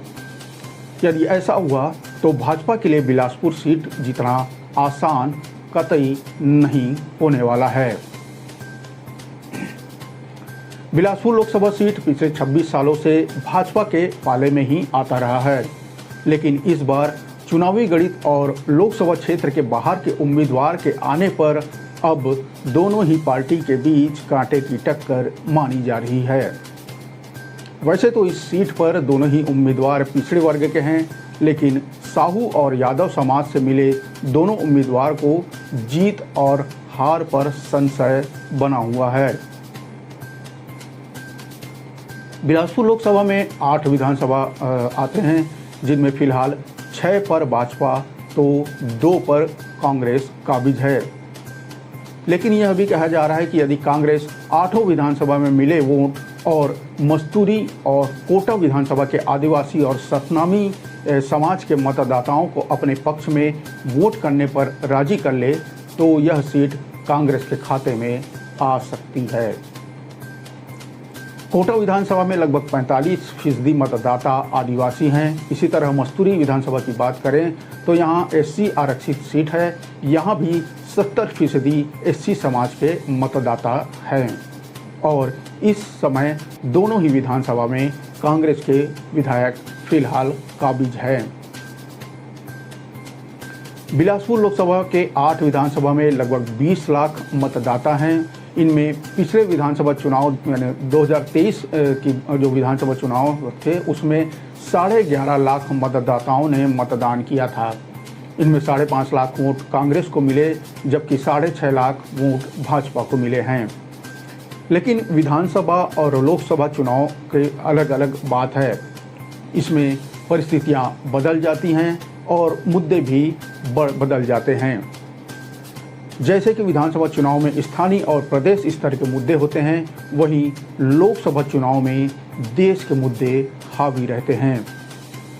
मुद्दों की वजह से कई बार मतदाता लोकसभा और विधानसभा चुनाव में अलग अलग पार्टी को वोट देते हैं। यदि इस बार विधानसभा में मिले वोट की बात करें तो कांग्रेस ने 2023 के विधानसभा चुनाव में 5.5 लाख वोट पाए, जिसमें 2 विधानसभा में आदिवासी और एससी बहुल विधानसभा है। ऐसे में यदि कांग्रेस इन मतदाताओं को अपने पक्ष में कर ले तो कांग्रेस जीत सकती है। लेकिन अब तक का जो चुनावी समीकरण बन रहा है, इसमें दोनों ही पार्टी के बीच कांटे की टक्कर जरूर दिख रही है। 1951 से 2019 तक बिलासपुर लोकसभा सीट पर कुल 15 चुनावों में से 7 बार कांग्रेस और 8 बार भाजपा जीत चुकी है। यानी यदि इस बार कांग्रेस जीती तो भाजपा के साथ उसकी जीत हार का हिसाब बराबर हो जाएगा। बता दें कि 2019 में भाजपा प्रत्याशी और मौजूदा डिप्टी सीएम अरुण साव ने कांग्रेस के अटल श्रीवास्तव को 1,41,763 वोटों से शिकस्त दी थी। साल 2019 के चुनाव में बिलासपुर लोकसभा सीट से 25 प्रत्याशी चुनाव मैदान में थे। 16 प्रत्याशियों के हिसाब से चुनाव कराने के लिए हर एक वीवीपैट के साथ 2 बैलेट यूनिट और 1 नोटा यूनिट भी लगानी पड़ी थी। इस बार 37 प्रत्याशी बिलासपुर लोकसभा चुनाव के मैदान में हैं, इसलिए 3 बैलेट यूनिट लगानी पड़ेगी। इस तरह पोलिंग पार्टियों को थैले का बोझ और बढ़ाने वाला होगा। बैलेट यूनिट की संख्या बढ़ाने के साथ ही कमीशनिंग और रेंडमाइजेशन का काम भी बढ़ जाएगा। भले ही इस बार 37 प्रत्याशी मैदान में हैं, लेकिन बिलासपुर लोकसभा में मुख्य मुकाबला अभी भी भाजपा और कांग्रेस यानी तोखन साहू और देवेंद्र यादव के बीच ही माना जा रहा है। ओबीसी बहुल क्षेत्र होने के कारण जातिगत समीकरणों को दोनों मुख्य पार्टियों ने बखूबी सेट कर लिया है। पर यहां साहू यादवों के बीच इस बार कुर्मी समाज के वोटरों की दशा और दिशा भी इस सीट पे निर्णायक भूमिका निभाएगी। भाजपा की पारंपरिक सीट माने जाने वाली इस बिलासपुर लोकसभा में इस बार कांग्रेस भेद लगा पाती है या नहीं, इसके लिए हमें इंतजार करना होगा 4 जून का। लोकतंत्र के इस महापर्व में आपका और आपके परिवार के हर मतदाताओं का एक एक मत बहुत कीमती है। मतदान के दिन घर से बाहर निकलिए और इस महापर्व में जरूर हिस्सा लीजिए, वोट जरूर कीजिए। आज बस इतना ही, मुझे दीजिए इजाजत। अगले अंक में चलेंगे छत्तीसगढ़ के किसी नए लोकसभा का नब्ज टटोलने। राम राम, जय जोहार।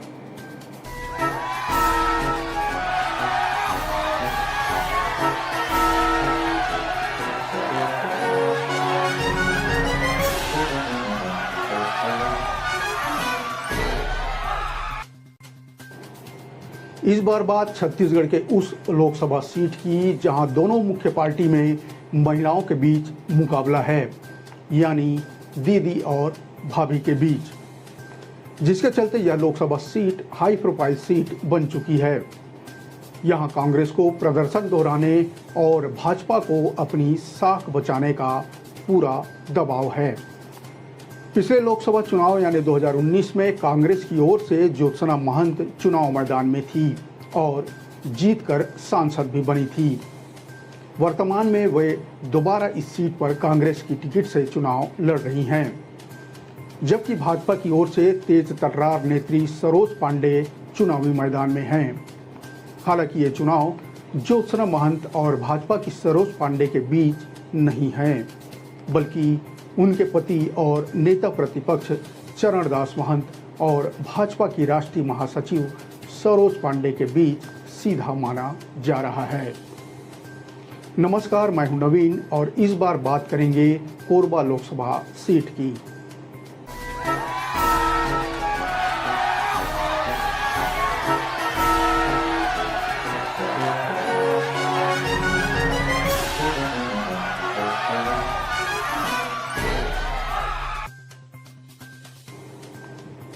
नए परिसीमन के साथ अस्तित्व में आया कोरबा लोकसभा क्षेत्र में पहला चुनाव सन 2009 में संपन्न हुआ।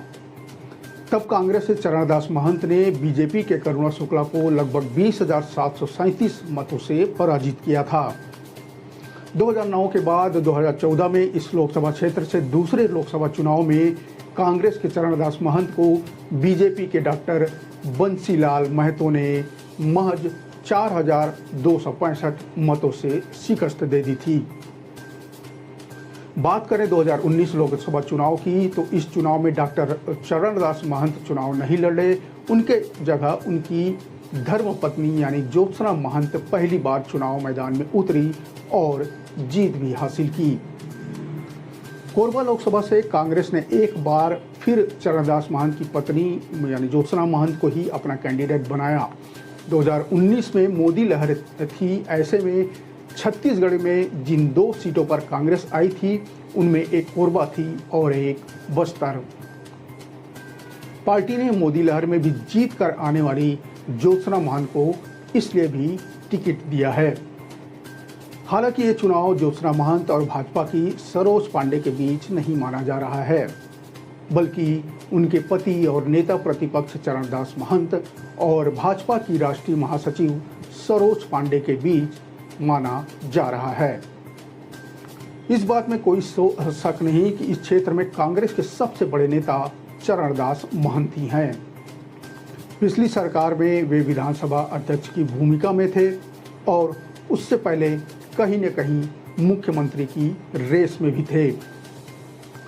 उनकी राजनीति को लोग इस तरह से देखते हैं कि वे कहते कुछ नहीं और कर सब कुछ जाते हैं। भूपेश बघेल अगर केंद्र में जाते हैं तो सबसे ताकतवर नेता के रूप में चरणदास महंत ही कांग्रेस में यानी छत्तीसगढ़ राज्य में कांग्रेस की तरफ से होंगे। सरोज पांडे भाजपा की राष्ट्रीय उपाध्यक्ष भी है। ऐसे में यहाँ भाजपा को अपनी साख बचाने की चिंता है। कोरबा भाजपा के लिए हारी हुई सीट है, इसलिए यहाँ भाजपा कांग्रेस के शीर्ष नेताओं के बीच भी प्रतिस्पर्धा देखने को मिल रही है। भाजपा की ओर से सरोज पांडे तीसरी बार लोकसभा चुनाव मैदान में हैं। इससे पहले सरोज पांडे दुर्ग नगर निगम की महापौर, विधायक और सांसद भी रही है। भाजपा में जहां सरोज को सम्मान के साथ दीदी पुकारा जाता है, वहीं कांग्रेस के वरिष्ठ नेता व नेता प्रतिपक्ष डॉक्टर चरणदास महंत की धर्मपत्नी होने के नाते ज्योत्सना महंत को कांग्रेस के कुछ कार्यकर्ता सम्मान के रूप में उन्हें भाभी कहकर पुकारते हैं।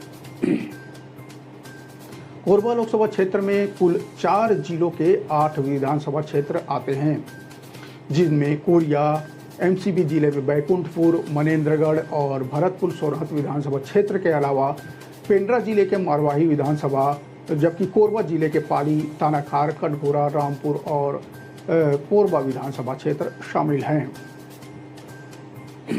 कोरबा में 3 चुनाव व वर्तमान में जो चौथा चुनाव में बीजेपी हर बार प्रत्याशी बदलती रही है। पहले चुनाव में करुणा शुक्ला को मौका मिला, दूसरे चुनाव में बंसीलाल महतो को मौका दिया जो जीतकर भाजपा की झोली में ये सीट रखे थे। तीसरे चुनाव में फिर महतो को हटाकर ज्योतिनंद दुबे को मौका दिया गया और अब की बात करें यानी 2024 की बात करें तो चौथे चुनाव में सरोज पांडे को भाजपा ने अपना उम्मीदवार बनाया है। वहीं कांग्रेस की बात करें तो कांग्रेस लगातार महंत परिवार पर विश्वास कायम रखे हुए है।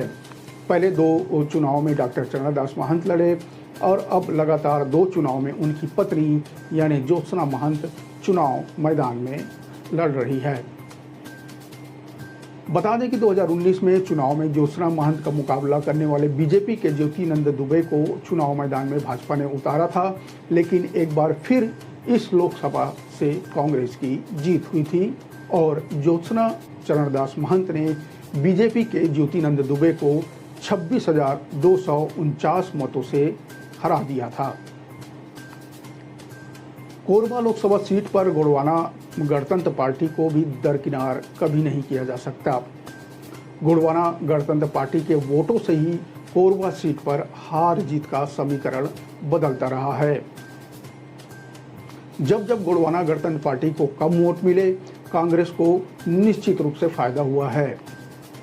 एक चुनाव में जब गोंडवाना गणतंत्र पार्टी को 50,000 से ज़्यादा वोट मिले तो कांग्रेस को हार का सामना करना पड़ा था। 2 चुनाव में 40,000 से कम वोट गोंडवाना गणतंत्र पार्टी को मिले थे। इस चुनाव में कांग्रेस को जीत मिली थी। इसी तरह 2014 के चुनाव में गोंडवाना गणतंत्र पार्टी के बढ़े मतों की संख्या के कारण लगातार जीत हासिल करने में नाकाम हो गई थी। इस चुनाव में कांग्रेस ने मौजूदा सांसद डॉक्टर चरणदास महंत को रिपीट किया था, जबकि बीजेपी ने डॉक्टर बंसीलाल महतो को टिकट दी थी। डॉक्टर बंसीलाल महतो को 4,49,002 और डॉक्टर चरणदास महंत को 4,34,737 वोट मिले थे। इस तरह बीजेपी प्रत्याशी डॉक्टर महतो ने नजदीकी मुकाबले में डॉक्टर चरणदास महंत को यानी 4,265 वोटों के मामूली अंतर से पराजित कर दिया था। खास बात रही थी कि गोंडवाना गणतंत्र पार्टी ने इस चुनाव में 52,753 वोट हासिल किए थे और जो प्राप्त मत का आंकड़ा है मतलब पिछले चुनाव से बढ़कर 3.71% हो गया था गोंडवाना गणतंत्र पार्टी के लिए, लिहाजा जिसका नुकसान कांग्रेस को हुआ। 2009 और 2014 के चुनाव में गोंडवाना गणतंत्र पार्टी के वोट में लगभग 20,000 की बढ़ोतरी हुई और कांग्रेस की गत चुनाव में 20,000 से अधिक वोटों की जीत 4,000 से ज़्यादा वोटों की हार में तब्दील हो गई। 2019 के चुनाव में गोंडवाना गणतंत्र पार्टी के वोट प्रतिशत में गिरावट आई तो कांग्रेस प्रत्याशी को एक बार फिर जनता ने संसद भवन तक पहुंचा दिया। इस चुनाव में कांग्रेस ने डॉक्टर चरणदास की पत्नी यानी ज्योत्सना महंत को टिकट दी थी। वहीं बीजेपी ने चेहरे बदलने की परंपरा को कायम रखते हुए ज्योतिनंद दुबे को अपना प्रत्याशी बनाया था। कांग्रेस प्रत्याशी ज्योत्सना महंत ने 5,23,310 वोट हासिल किए थे, जबकि प्रतिद्वंदी जो भाजपा के ज्योतिनंद दुबे को 4,97,061 वोट मिले थे। इस तरह उन्हें 26,249 वोटों के अंतर से हार का सामना करना पड़ा था। गोंडवाना गणतंत्र पार्टी हर चुनाव में मुकाबला त्रिकोणीय बनाने की कोशिश करती रही है। इस बार कोरबा सीट पर गोंडवाना गणतंत्र पार्टी ने श्याम सिंह मरकाम को टिकट दिया है। कोरबा लोकसभा अंतर्गत स्थित पाली तानाखार, भरतपुर सोनहत, मारवाही और बैकुंठपुर जैसी सीटों पर गोंडवाना गणतंत्र पार्टी का बड़ा जनाधार है। बात करें हाल ही में संपन्न हुए विधानसभा चुनाव में तो गोंडवाना गणतंत्र पार्टी के उम्मीदवारों ने लोकसभा अंतर्गत स्थित विधानसभा सीटों पर लगभग 1.5 लाख से अधिक मत प्राप्त किए थे। वहीं पाली तानाखार की बात करें तो वहां गोंडवाना गणतंत्र पार्टी के विधायक चुनकर भी सदन पहुंचे हैं। चुनावी रणनीति में जहां अलग अलग तथ्य जीत व हार के लिए निर्णायक होता है, वहीं निर्दलीय व क्षेत्रीय पार्टी के अलावा अन्य दलों का असर भी आदिवासी मतदाताओं को प्रभावित करने के लिए प्रभावी रहता है। बसपा, गोंडवाना गणतंत्र पार्टी, अन्य पार्टियों में जातिगत समीकरण की भूमिका व महत्वाकांक्षा भी आदिवासी मतदाताओं को प्रभावित करने वाला होगा। प्रत्याशियों की स्थिति स्पष्ट होने के बाद भले ही चुनावी पंडित की नज़र कांग्रेस व भाजपा के गढ़ व उनके मतांतरों पर टिकी है, किंतु जातिगत समीकरण का मामला आंकड़ों से परे होता है। चरणदास महंत के लिए भी ज्योत्सना महंत को चुनाव जिताना चुनौती है। बात करें पिछले 5 सालों में तो कोरबा क्षेत्र में कांग्रेस से लोगों में कांग्रेस के प्रति काफ़ी नाराजगी दिखाई दे रही है और इसका असर विधानसभा चुनाव में भी हमें देखने को मिल चुका है। यहाँ 8 विधानसभा चुनाव में से 6 भाजपा, 1 पर गोंडवाना गणतंत्र पार्टी और सिर्फ 1 सीट पर कांग्रेस काबिज है। सिर्फ रामपुर की सीट कांग्रेस के पास है, यानी साफ माना जा सकता है कि जनता इलाके में कांग्रेस के काम से नाराज दिख रही है। इधर सरोज पांडे के लिए कोरबा की राह इतनी आसान नहीं है। वहाँ अभी से भी नारा लग रहा है कि बिहारी और बाहरी का। सरोज पांडे दुर्ग से जाकर कोरबा में चुनाव लड़ रही हैं। ऐसा फैलाया जा रहा है कि वे बिहारी ब्राह्मण हैं, जबकि ज्योत्सना महंत को स्थानीय बताया जा रहा है। अगर सरोज पांडे सिर्फ मोदी के चेहरे और राम के भरोसे रही तो उनके सामने मुश्किलें खड़ी हो सकती है। उन्हें बिहारी और बाहरी का काट सोचकर मैदान में अपना दांव खेलना होगा। कांग्रेस के लोग सामाजिक बैठकों में इस बात का प्रचार भी कर रहे हैं। वैसे दूसरा पक्ष यह भी सामने आ रहा है कि सरोज पांडे को कोरबा में बहुतायत उत्तर भारतीय लोगों के वोटों को ध्यान में रखकर भी मैदान में उतारा गया है। तो वहीं कुछ लोगों का मानना है कि अगर उत्तर भारतीय मत एकजुट रहते तो विधानसभा चुनाव में जो जय सिंह अग्रवाल को हार का सामना करना पड़ा है वह नहीं करना पड़ता। यानी उत्तर भारतीय वोट यहाँ पर मायने नहीं रखते। कुछ लोगों का यह भी मत है। कोरबा लोकसभा सीट का भूगोल और इतिहास काफ़ी पेचीदा है। आदिवासी बहुल्य सीट पर सामान्य वर्ग से ही प्रत्याशी जीतकर संसद भवन पहुंचते रहे हैं। 2 बार कांग्रेस और 1 बार भाजपा और इस सीट पर कोरबा सीट पर 2 बार कांग्रेस और 1 बार भाजपा का कब्जा रहा है। कांग्रेस के टिकट का गणित महंत परिवार का वोट बैंक को माना जा सकता है। दूसरी ओर भाजपा के स्थानीय प्रत्याशियों के पूर्व के चुनाव के प्रदर्शन और राष्ट्रीय स्तर के चेहरे को माना जा रहा है। कोरबा लोकसभा सीट भले ही जातिगत वोटों के साधने प्रचार ने जोर पकड़ लिया है, लेकिन प्रमुख दल यानी भाजपा और कांग्रेस के बीच मुद्दा मोदी बनाम न्याय पत्र और लोकल बनाम बाहरी प्रत्याशी ही है। भाजपा प्रत्याशी मोदी की गारंटी पूरी होने की गारंटी के साथ वोट मांग रहे हैं, तो कांग्रेस प्रत्याशी न्याय पत्र के मुद्दों को जनता के सामने रखकर वोटों की अपील करते दिख रहे हैं। स्थानीय मुद्दों के नाम पर दोनों प्रत्याशी एक दूसरे पर तीखा हमला कर रहे हैं। एक मौजूदा सांसद है तो दूसरी लोकसभा सीट की पालक सांसद। ऐसे में दोनों ही प्रत्याशी एक दूसरे की कमियां गिनाकर जनता के सामने अपना अपना दावा मजबूती के साथ रख रहे हैं। यह सामान्य लोकसभा सीट होने के बावजूद यहां आदिवासी मतदाताओं की भूमिका निर्णायक रहती है। कोरबा जिले के रामपुर, पाली थानाखार में राठिया, कंवर, पैंकरा, मंझवार, बिंझवार जनजातियों का दबदबा है। वहीं कोरबा के सुदूर वनांचलों में कोरवा, पंडो, बिरहोर, धनुहार, गोंड, कंवर जनजाति के मतदाता चुनाव मतदान में अपनी महत्वपूर्ण भूमिका निभाते हैं। मारवाही क्षेत्र एक तरह से कांग्रेस का गढ़ माना जाता है। तीसरे फेज यानी 7 मई को यहां मतदान होना है। फिलहाल दोनों मुख्य दलों के प्रत्याशी के प्रचार प्रसार और आरोप प्रत्यारोप का सिलसिला जैसे जैसे मतदान का दिन आते जा रहा है तेज हो चला है। वहीं गोंडवाना गणतंत्र पार्टी और बसपा भी कमर कसकर तैयार है। कोरबा लोकसभा का यह चौथा चुनाव है। 2 बार कांग्रेस और 1 बार बीजेपी के सर ताज सज चुका है। कांग्रेस निश्चित रूप से चाहेगी कि इस चुनाव में भी वो बीजेपी को पछाड़ दे, जबकि बीजेपी जीतकर मामले को बराबर यानी 50-50 करने की कोशिश में जुटी हुई है। लोग कह रहे हैं कि यह लड़ाई भाभी और दीदी के बीच नहीं, बल्कि भैया यानी चरणदास महंत और दीदी यानी सरोज पांडे के बीच ही है। बिहारी और बाहरी का तमगा लगने का फायदा सरोज पांडे को मिलता है या भाभी ज्योत्सना महंत को इस मुद्दे पर, या भाभी ज्योत्सना महंत इस मुद्दे पर बाजी मार जाएंगी।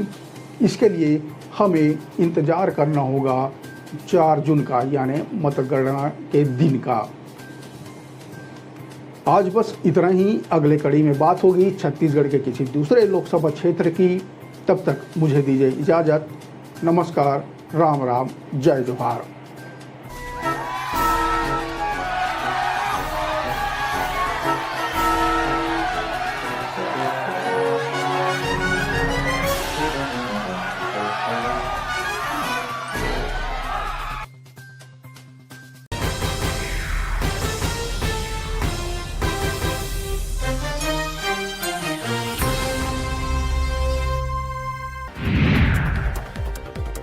रायपुर के कांग्रेस भवन में प्रदेश कांग्रेस अध्यक्ष दीपक बैज ने बारी बारी से राधिका खेड़ा और सुशील आनंद शुक्ला से 3 घंटे से ज्यादा देर तक चर्चा की। बैज बोले, दोनों पक्षों से बात की गई है, मैसेज दिल्ली भेजा जाएगा। अभी किसकी गलती है ये कहना ठीक नहीं है, ये AICC तय करेगा। कार्यालय में कांग्रेस प्रवक्ता नितिन भंसाली, सुरेंद्र वर्मा, मीडिया पैनलिस्ट परवेज आलम, दीपक पांडे से भी बातचीत की गई। राधिका खेड़ा के मामले में कांग्रेस की जांच को लेकर भाजपा विधायक अजय चंद्राकर ने तंज कसा है। उन्होंने कहा कि यह सब औपचारिकता है। कांग्रेसियों ने एक महिला के साथ अपमानजनक व्यवहार किया। महिलाओं के साथ कैसे व्यवहार करें यह कांग्रेसियों को नहीं पता है। इस मामले में कार्रवाई होनी चाहिए।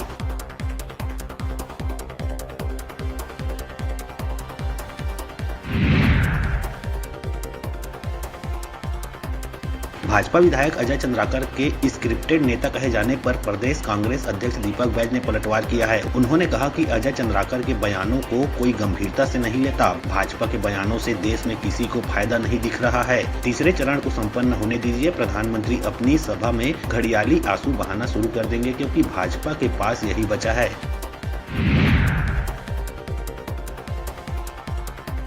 बिलासपुर के गुरु घासीदास सेंट्रल यूनिवर्सिटी की छात्राओं ने देर रात जमकर हंगामा मचाया। हॉस्टल का गेट तोड़कर यूनिवर्सिटी प्रबंधन के खिलाफ प्रदर्शन किया। दरअसल जिला प्रशासन के स्वीप मतदाता जागरूकता कार्यक्रम में शामिल होने से रोके जाने से छात्राएं नाराज थी। अव्यवस्था सहित अपनी लंबित मांगों को तत्काल पूरा करने हॉस्टल के सामने देर रात हंगामा मचाया।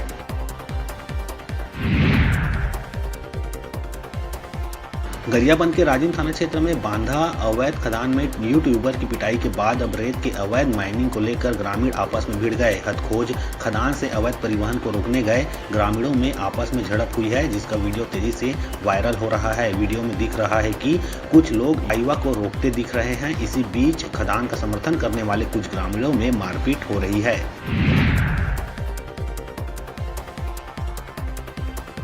बिलासपुर के सरकंडा थाना क्षेत्र में हेड कांस्टेबल ने फांसी लगाकर आत्महत्या कर ली। परिजन को घर के पीछे पेड़ पर फंदे से लाश लटकती हुई मिली। बताया जा रहा है कि प्रताड़ना से तंग आकर गौरेला पिंडरा मरवाही जिले के प्रधान आरक्षक लखन मेश्राम ने मौत को गले लगाया है। आरोप है कि वे अफसरों की डांट फटकार से परेशान थे।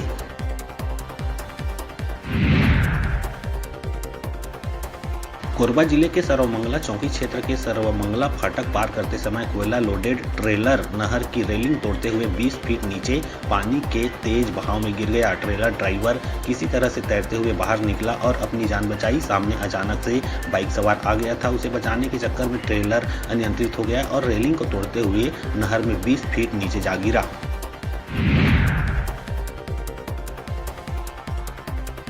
छत्तीसगढ़ में बढ़ती गर्मी के बीच 6 और 7 मई को मौसम में बदलाव के आसार हैं। मौसम विभाग ने अगले 48 घंटे में अधिकतम तापमान में 1 से 3 डिग्री बढ़ने का अनुमान जताया है। वहीं 6 और 7 मई को रायपुर, बस्तर, बिलासपुर और सरगुजा संभाग के कुछ जिलों में अंधड़ चलने के साथ हल्की बूंदाबांदी की संभावना है।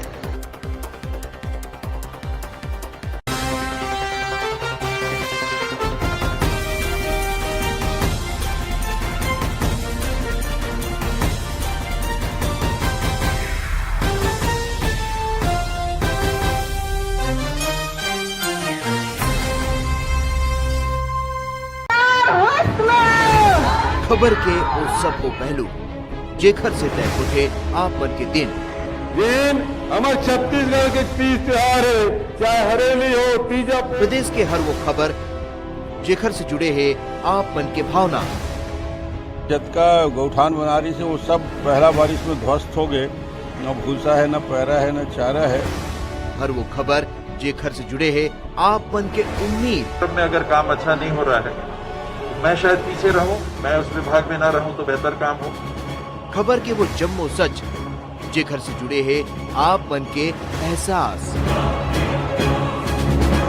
तो पहले अपने आप को तो अपने घर को तो संभाल लो। जब किसान बैठे हैं तो उनसे मिलने की, उनसे बात करने की फुर्सत नहीं है। चुनी हुई सरकारों को हटाने के लिए षड्यंत्र रची जा रही है। खबर के आगाज ले अंजाम तक के सफर। मुझे लगता है भाजपा का नैतिक अधिकार नहीं है। क्या भाजपा राम केवल भाजपा के ही है? देखो खबर 36 आपके अपन चैनल न्यूज 36 में।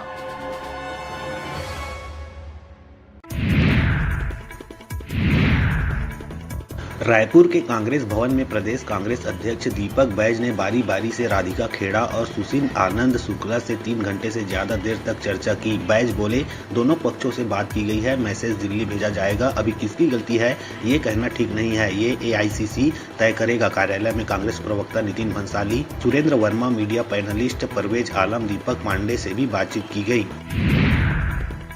राधिका खेड़ा के मामले में कांग्रेस की जांच को लेकर भाजपा विधायक अजय चंद्राकर ने तंज कसा है। उन्होंने कहा कि यह सब औपचारिकता है। कांग्रेसियों ने एक महिला के साथ अपमानजनक व्यवहार किया। महिलाओं के साथ कैसे व्यवहार करें यह कांग्रेसियों को नहीं पता है। इस मामले में कार्रवाई होनी चाहिए।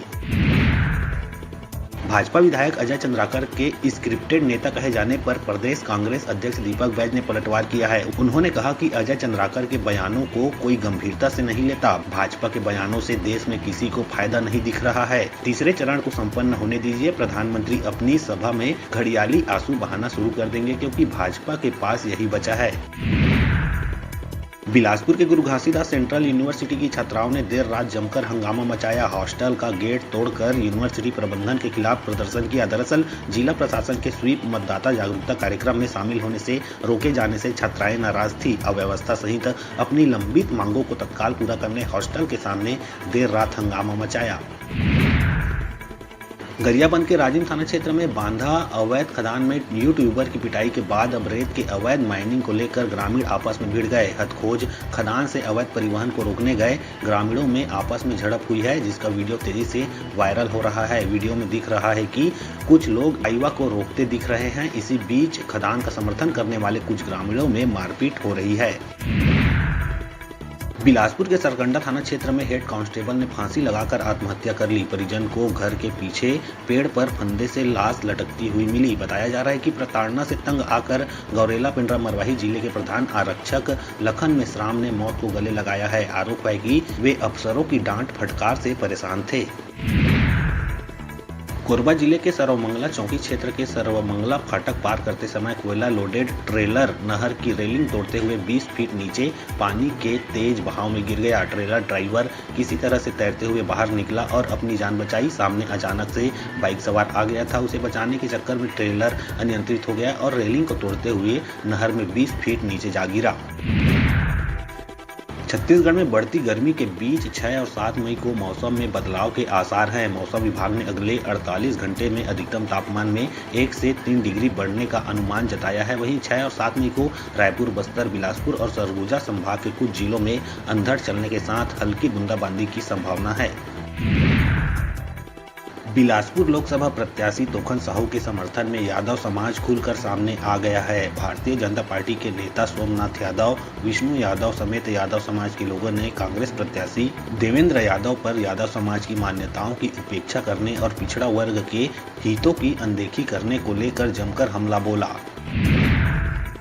जांजगीर चांपा जिला पंचायत अध्यक्ष यनीता यशवंत चंद्रा ने कांग्रेस पार्टी की प्राथमिक सदस्यता से इस्तीफा दे दिया है। पीसीसी चीफ दीपक बैज को भेजे इस्तीफा पत्र में उन्होंने कहा कि 20 सालों से कांग्रेस पार्टी में काम करते आई हूं, लेकिन कांग्रेस पार्टी अपने सिद्धांत और विचार से भटक चुकी है। बताया जा रहा है कि वे भाजपा में शामिल हो सकती है। मुंगेली जिले के पथरिया विकास खंड अंतर्गत शासकीय प्राथमिक शाला हिंछापुरी के सहायक शिक्षक मनीष मिंज को मतदान ड्यूटी में अनुपस्थित पाए जाने पर निलंबित किया गया। कलेक्टर और जिला निर्वाचन अधिकारी राहुल देव ने लोकसभा निर्वाचन के दौरान शिकायत को गंभीरता से लेते हुए नियमानुसार कार्रवाई के निर्देश दिए थे। गरियाबंद में शिवालय तोड़ने वाले असली आरोपियों को गिरफ्तार करने की मांग को लेकर हिंदू संगठन ने प्रदर्शन करते हुए राजिम में नेशनल हाईवे को जाम कर दिया। हिंदू संगठन के पदाधिकारी का कहना है कि पुलिस ने असली गुनहगारों को नहीं पकड़ा है। गौरतलब है कि राजिम थाना क्षेत्र के दुधकैया ग्राम में स्थित शिवलिंग को 30 अप्रैल की रात कुछ असामाजिक तत्वों ने न केवल खंडित किया था, बल्कि उस पर शराब भी उड़ेला था। रायगढ़ जिले के धर्मजयगढ़ और कापू रेंज में शुक्रवार की रात हाथियों ने फसलों को नुकसान पहुंचाया। बता दें, जिले के दोनों वन मंडल धर्मजयगढ़ और रायगढ़ में हाथियों के अलग अलग दल की मौजूदगी है। जंगल में 96 हाथी विचरण करते हुए हर रात किसी न किसी गांव के खेतों में पहुंच रहे हैं। हाथियों द्वारा लगातार फसलों को बर्बाद किया जा रहा है। मुंगेली जिले में लोकसभा निर्वाचन 2024 के लिए होम वोटिंग कराया गया। इसके तहत गुरुवार को जिले के 85 वर्ष से अधिक उम्र के बुजुर्ग और 40% से ज्यादा दिव्यांग मतदाताओं के घर घर जाकर मतदान दलों द्वारा मतदान कराया गया। वहीं वोट देने के दौरान बुजुर्ग और दिव्यांग जनों के चेहरे खिल उठे। आईपीएल सट्टे पर रायपुर पुलिस ने अब तक की सबसे बड़ी कार्रवाई की है। पूरे महाराष्ट्र से 26 सटोरियों को गिरफ्तार किया है। ये सटोरिये महादेव और अन्ना रेड्डी ऐप से करोड़ों का सट्टा खिला रहे थे। आरोपियों के कब्जे से 11 लैपटॉप, 98 मोबाइल फोन, कैलकुलेटर 1 नग, वाईफाई 2 नग, रजिस्टर 3 नग, 30 पासबुक, 9 चेकबुक, 81 एटीएम और 50 सिम कार्ड जब्त किया है। पकड़े गए सटोरिये मध्य प्रदेश, छत्तीसगढ़ एवं उत्तर प्रदेश के रहने वाले हैं।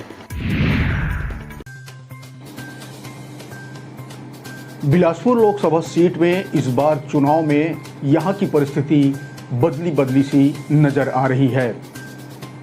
यहां से भाजपा ने एक बार फिर से साहू समाज का कार्ड खेला है। भाजपा इससे पहले भी 2019 में साहू समाज यानी अरुण साव और 2014 में साहू समाज से ही यानी लखनलाल साहू के ऊपर दांव खेला था और उसमें भाजपा सफल भी रही थी। लोगों का मानना है कि इस दांव के पीछे का सबसे बड़ा कारण सामाजिक वोटर है। हालांकि कुछ लोग पिछले 2 चुनाव में मोदी लहर को भी इसका श्रेय देते आए हैं।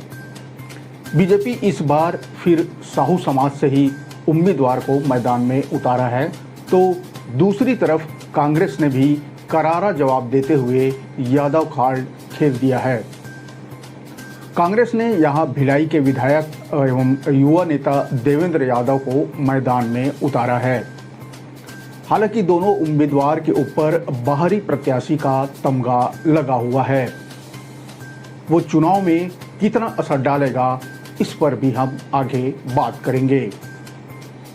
बिलासपुर लोकसभा में जातिगत समीकरणों को ध्यान में रखकर भले ही कांग्रेस और भाजपा अपना संपर्क अभियान चला रहे हैं, भाजपा प्रत्याशी मोदी की गारंटी दे रहे हैं, तो कांग्रेस मोदी की विफलताओं और न्याय पत्र को लेकर जनता के बीच जा रहे हैं।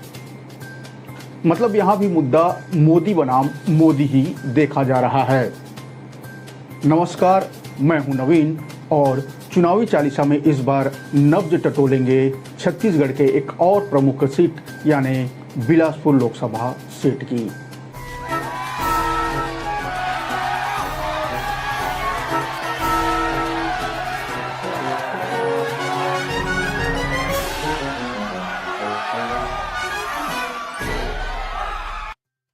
बिलासपुर लोकसभा सीट पर नजर डालें तो 2024 में तकरीबन 20 लाख वोटर यहां पर हैं। विभिन्न राजनीतिक दलों के अपने स्तर पर जो जातिगत आंकड़े प्रस्तुत किए गए हैं, अगर उसे माने तो इस लोकसभा सीट में आदिवासी वोटरों की संख्या सबसे ज़्यादा है।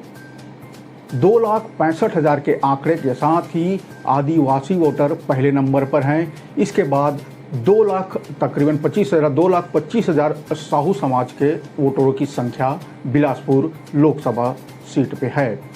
वहीं 1,65,000 वोटरों के साथ यादव वोटर यहां तीसरे नंबर पर और कुर्मी समाज के वोटरों की संख्या 1,35,000 के आसपास है। इसके साथ ही साथ मरार समाज, पटेल, ब्राह्मण, सूर्यवंशी, सतनामी और अन्य वोटरों की संख्या है। हालांकि यहाँ समाजों के बीच यह खींचातान बने ही रहता है कि उनके समाज से ही इस लोकसभा क्षेत्र में सबसे ज़्यादा वोटर्स आते हैं। फिलहाल बिलासपुर लोकसभा सीट ओबीसी बाहुल्य सीट है, इसलिए भाजपा और कांग्रेस की नज़र ओबीसी वोटरों पर टिकी रहेगी। बात करते हैं बिलासपुर की, तो बिलासपुर लोकसभा से लगातार तीसरी बार प्रत्याशी का चेहरा भाजपा ने बदला है, लेकिन सामाजिक ताना बाना वही पुराना देखा जा रहा है।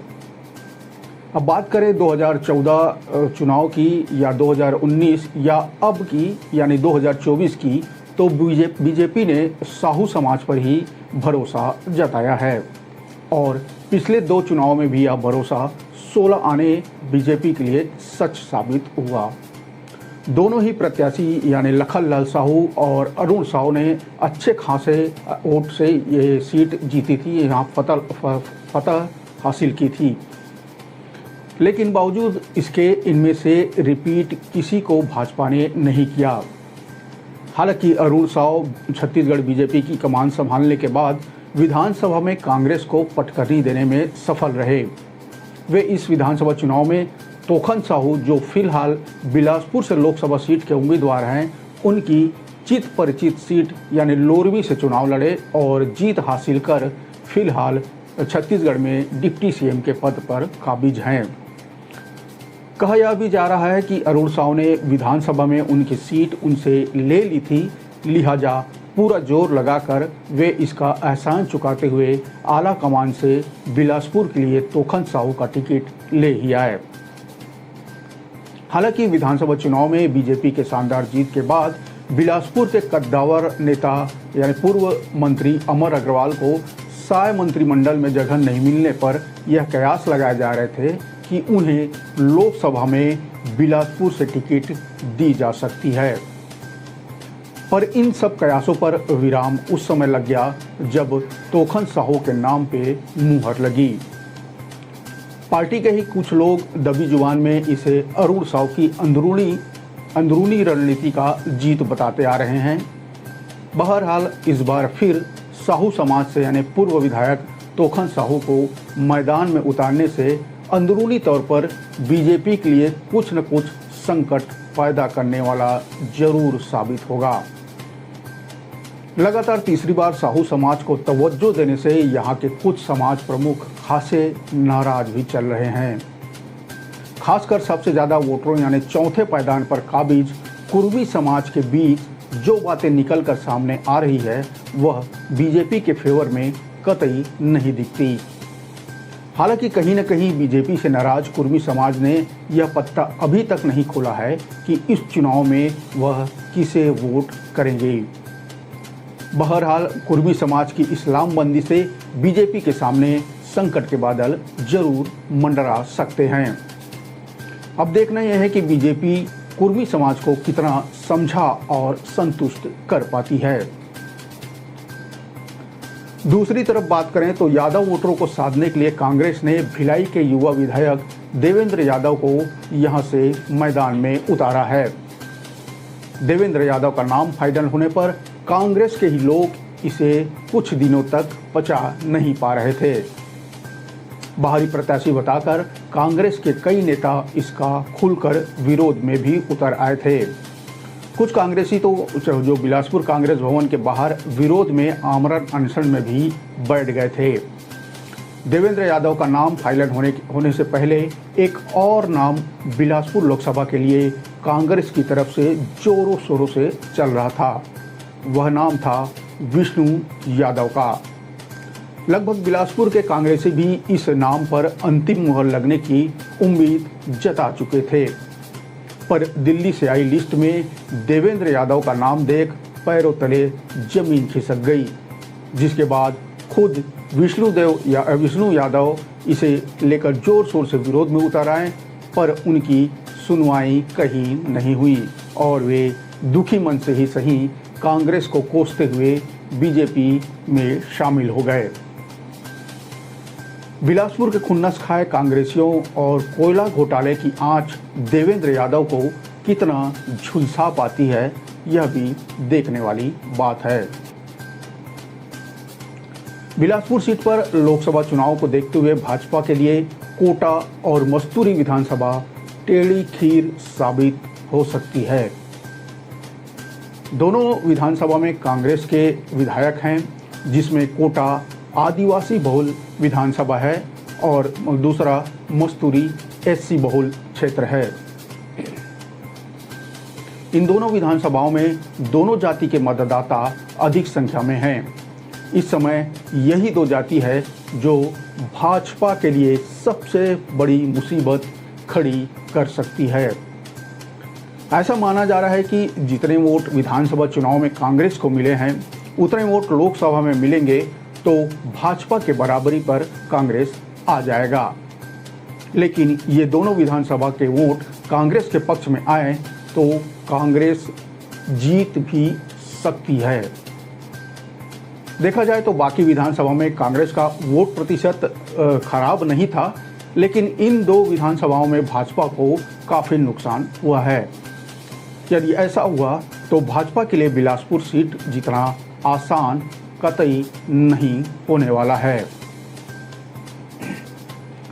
बिलासपुर लोकसभा सीट पिछले 26 सालों से भाजपा के पाले में ही आता रहा है, लेकिन इस बार चुनावी गणित और लोकसभा क्षेत्र के बाहर के उम्मीदवार के आने पर अब दोनों ही पार्टी के बीच कांटे की टक्कर मानी जा रही है। वैसे तो इस सीट पर दोनों ही उम्मीदवार पिछड़े वर्ग के हैं, लेकिन साहू और यादव समाज से मिले दोनों उम्मीदवार को जीत और हार पर संशय बना हुआ है। बिलासपुर लोकसभा में 8 विधानसभा आते हैं, जिनमें फिलहाल 6 पर भाजपा तो 2 पर कांग्रेस काबिज है। लेकिन यह भी कहा जा रहा है कि यदि कांग्रेस 8 विधानसभा में मिले वोट और मस्तूरी और कोटा विधानसभा के आदिवासी और सतनामी समाज के मतदाताओं को अपने पक्ष में वोट करने पर राजी कर ले तो यह सीट कांग्रेस के खाते में आ सकती है। कोटा विधानसभा में लगभग 45% मतदाता आदिवासी हैं। इसी तरह मस्तूरी विधानसभा की बात करें तो यहाँ एससी आरक्षित सीट है। यहाँ भी 70% एससी समाज के मतदाता हैं और इस समय दोनों ही विधानसभा में कांग्रेस के विधायक फिलहाल काबिज हैं। बिलासपुर लोकसभा के 8 विधानसभा में लगभग 20 लाख मतदाता हैं। इनमें पिछले विधानसभा चुनाव यानी 2023 की जो विधानसभा चुनाव थे उसमें 11.5 लाख मतदाताओं ने मतदान किया था। इनमें 5.5 लाख वोट कांग्रेस को मिले जबकि 6.5 लाख वोट भाजपा को मिले हैं। लेकिन विधानसभा और लोकसभा चुनाव के अलग अलग बात है। इसमें परिस्थितियां बदल जाती हैं और मुद्दे भी बदल जाते हैं। जैसे कि विधानसभा चुनाव में स्थानीय और प्रदेश स्तर के मुद्दे होते हैं, वहीं लोकसभा चुनाव में देश के मुद्दे हावी रहते हैं। मुद्दों की वजह से कई बार मतदाता लोकसभा और विधानसभा चुनाव में अलग अलग पार्टी को वोट देते हैं। यदि इस बार विधानसभा में मिले वोट की बात करें तो कांग्रेस ने 2023 के विधानसभा चुनाव में 5.5 लाख वोट पाए, जिसमें 2 विधानसभा में आदिवासी और एससी बहुल विधानसभा है। ऐसे में यदि कांग्रेस इन मतदाताओं को अपने पक्ष में कर ले तो कांग्रेस जीत सकती है। लेकिन अब तक का जो चुनावी समीकरण बन रहा है, इसमें दोनों ही पार्टी के बीच कांटे की टक्कर जरूर दिख रही है। 1951 से 2019 तक बिलासपुर लोकसभा सीट पर कुल 15 चुनावों में से 7 बार कांग्रेस और 8 बार भाजपा जीत चुकी है। यानी यदि इस बार कांग्रेस जीती तो भाजपा के साथ उसकी जीत हार का हिसाब बराबर हो जाएगा। बता दें कि 2019 में भाजपा प्रत्याशी और मौजूदा डिप्टी सीएम अरुण साव ने कांग्रेस के अटल श्रीवास्तव को 1,41,763 वोटों से शिकस्त दी थी। साल 2019 के चुनाव में बिलासपुर लोकसभा सीट से 25 प्रत्याशी चुनाव मैदान में थे। 16 प्रत्याशियों के हिसाब से चुनाव कराने के लिए हर एक वीवीपैट के साथ 2 बैलेट यूनिट और 1 नोटा यूनिट भी लगानी पड़ी थी।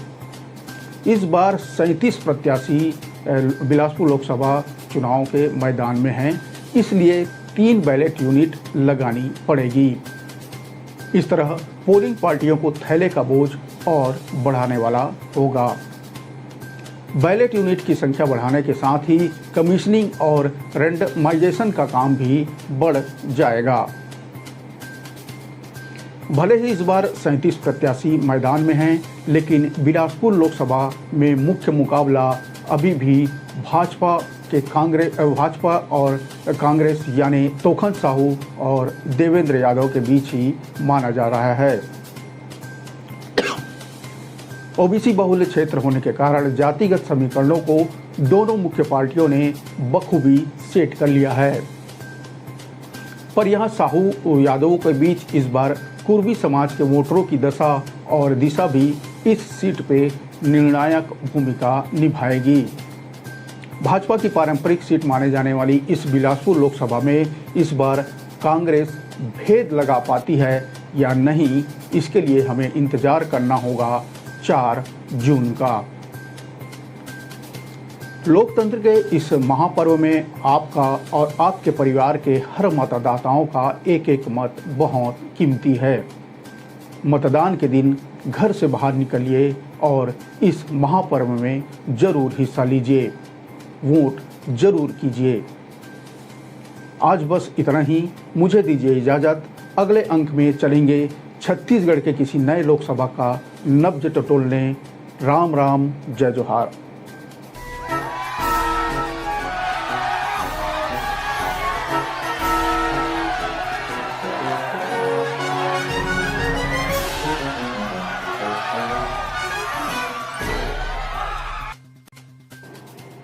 इस बार बात छत्तीसगढ़ के उस लोकसभा सीट की जहां दोनों मुख्य पार्टी में महिलाओं के बीच मुकाबला है, यानी दीदी और भाभी के बीच, जिसके चलते यह Lok Sabha seat high profile seat बन चुकी है।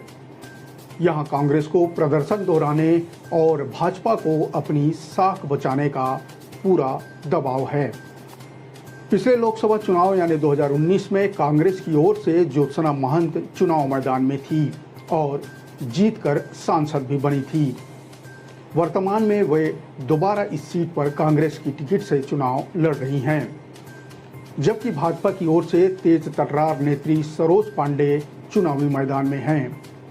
हालांकि ये चुनाव ज्योत्सना महंत और भाजपा की सरोज पांडे के बीच नहीं है, बल्कि उनके पति और नेता प्रतिपक्ष चरणदास महंत और भाजपा की राष्ट्रीय महासचिव सरोज पांडे के बीच सीधा माना जा रहा है। नमस्कार, मैं हूं नवीन और इस बार बात करेंगे कोरबा लोकसभा सीट की।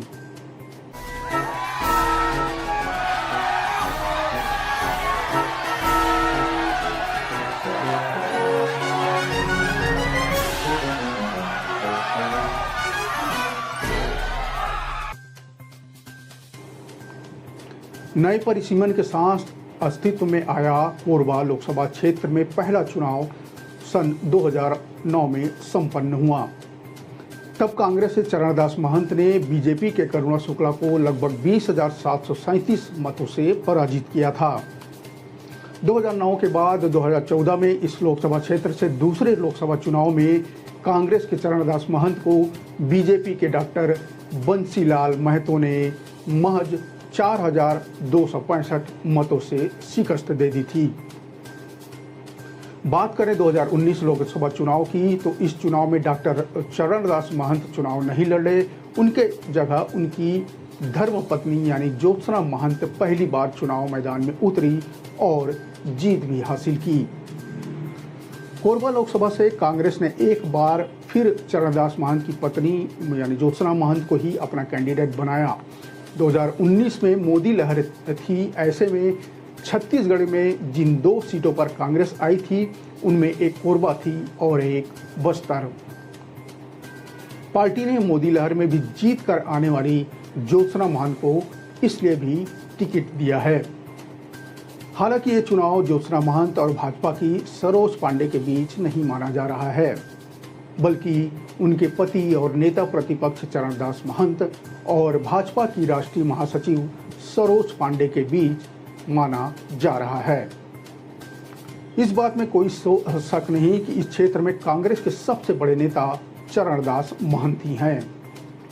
पिछली सरकार में वे विधानसभा अध्यक्ष की भूमिका में थे और उससे पहले कहीं न कहीं मुख्यमंत्री की रेस में भी थे। उनकी राजनीति को लोग इस तरह से देखते हैं कि वे कहते कुछ नहीं और कर सब कुछ जाते हैं। भूपेश बघेल अगर केंद्र में जाते हैं तो सबसे ताकतवर नेता के रूप में चरणदास महंत ही कांग्रेस में यानी छत्तीसगढ़ राज्य में कांग्रेस की तरफ से होंगे। सरोज पांडे भाजपा की राष्ट्रीय उपाध्यक्ष भी है। ऐसे में यहाँ भाजपा को अपनी साख बचाने की चिंता है। कोरबा भाजपा के लिए हारी हुई सीट है, इसलिए यहाँ भाजपा कांग्रेस के शीर्ष नेताओं के बीच भी प्रतिस्पर्धा देखने को मिल रही है। भाजपा की ओर से सरोज पांडे तीसरी बार लोकसभा चुनाव मैदान में हैं। इससे पहले सरोज पांडे दुर्ग नगर निगम की महापौर, विधायक और सांसद भी रही है। भाजपा में जहां सरोज को सम्मान के साथ दीदी पुकारा जाता है, वहीं कांग्रेस के वरिष्ठ नेता व नेता प्रतिपक्ष डॉक्टर चरणदास महंत की धर्मपत्नी होने के नाते ज्योत्सना महंत को कांग्रेस के कुछ कार्यकर्ता सम्मान के रूप में उन्हें भाभी कहकर पुकारते हैं। कोरबा लोकसभा क्षेत्र में कुल 4 जिलों के 8 विधानसभा क्षेत्र आते हैं, जिनमें कोरिया, एमसीबी जिले में बैकुंठपुर, मनेन्द्रगढ़ और भरतपुर सोरहत विधानसभा क्षेत्र के अलावा पेंड्रा जिले के मरवाही विधानसभा, जबकि कोरबा जिले के पाली, तानाखार, कटघोरा, रामपुर और कोरबा विधानसभा क्षेत्र शामिल हैं। कोरबा में 3 चुनाव व वर्तमान में जो चौथा चुनाव में बीजेपी हर बार प्रत्याशी बदलती रही है। पहले चुनाव में करुणा शुक्ला को मौका मिला, दूसरे चुनाव में बंसीलाल महतो को मौका दिया जो जीतकर भाजपा की झोली में ये सीट रखे थे। तीसरे चुनाव में फिर महतो को हटाकर ज्योतिनंद दुबे को मौका दिया गया और अब की बात करें यानी 2024 की बात करें तो चौथे चुनाव में सरोज पांडे को भाजपा ने अपना उम्मीदवार बनाया है। वहीं कांग्रेस की बात करें तो कांग्रेस लगातार महंत परिवार पर विश्वास कायम रखे हुए है। पहले 2 चुनाव में डॉक्टर चरणदास महंत लड़े और अब लगातार 2 चुनाव में उनकी पत्नी यानी ज्योत्सना महंत चुनाव मैदान में लड़ रही है। बता दें कि 2019 में चुनाव में ज्योत्सना महंत का मुकाबला करने वाले बीजेपी के ज्योतिनंद दुबे को चुनाव मैदान में भाजपा ने उतारा था, लेकिन एक बार फिर इस लोकसभा से कांग्रेस की जीत हुई थी और ज्योत्सना चरणदास महंत ने बीजेपी के ज्योतिनंद दुबे को 26,249 मतों से हरा दिया था। कोरबा लोकसभा सीट पर गोंडवाना गणतंत्र पार्टी को भी दरकिनार कभी नहीं किया जा सकता। गोंडवाना गणतंत्र पार्टी के वोटों से ही कोरबा सीट पर हार जीत का समीकरण बदलता रहा है। जब जब गोंडवाना गणतंत्र पार्टी को कम वोट मिले, कांग्रेस को निश्चित रूप से फायदा हुआ है। एक चुनाव में जब गोंडवाना गणतंत्र पार्टी को 50,000 से ज्यादा वोट मिले तो कांग्रेस को हार का सामना करना पड़ा था। 2 चुनाव में 40,000 से कम वोट गोंडवाना गणतंत्र पार्टी को मिले थे। इस चुनाव में कांग्रेस को जीत मिली थी। इसी तरह 2014 के चुनाव में गोंडवाना गणतंत्र पार्टी के बढ़े मतों की संख्या के कारण लगातार जीत हासिल करने में नाकाम हो गई थी। इस चुनाव में कांग्रेस ने मौजूदा सांसद डॉक्टर चरणदास महंत को रिपीट किया था, जबकि बीजेपी ने डॉक्टर बंसीलाल महतो को टिकट दी थी। डॉक्टर बंसीलाल महतो को 4,49,002 और डॉक्टर चरणदास महंत को 4,34,737 वोट मिले थे। इस तरह बीजेपी प्रत्याशी डॉक्टर महतो ने नजदीकी मुकाबले में डॉक्टर चरणदास महंत को यानी 4,265 वोटों के मामूली अंतर से पराजित कर दिया था। खास बात रही थी कि गोंडवाना गणतंत्र पार्टी ने इस चुनाव में 52,753 वोट हासिल किए थे और जो प्राप्त मत का आंकड़ा है मतलब पिछले चुनाव से बढ़कर 3.71% हो गया था गोंडवाना गणतंत्र पार्टी के लिए, लिहाजा जिसका नुकसान कांग्रेस को हुआ। 2009 और 2014 के चुनाव में गोंडवाना गणतंत्र पार्टी के वोट में लगभग 20,000 की बढ़ोतरी हुई और कांग्रेस की गत चुनाव में 20,000 से अधिक वोटों की जीत 4,000 से ज़्यादा वोटों की हार में तब्दील हो गई। 2019 के चुनाव में गोंडवाना गणतंत्र पार्टी के वोट प्रतिशत में गिरावट आई तो कांग्रेस प्रत्याशी को एक बार फिर जनता ने संसद भवन तक पहुंचा दिया।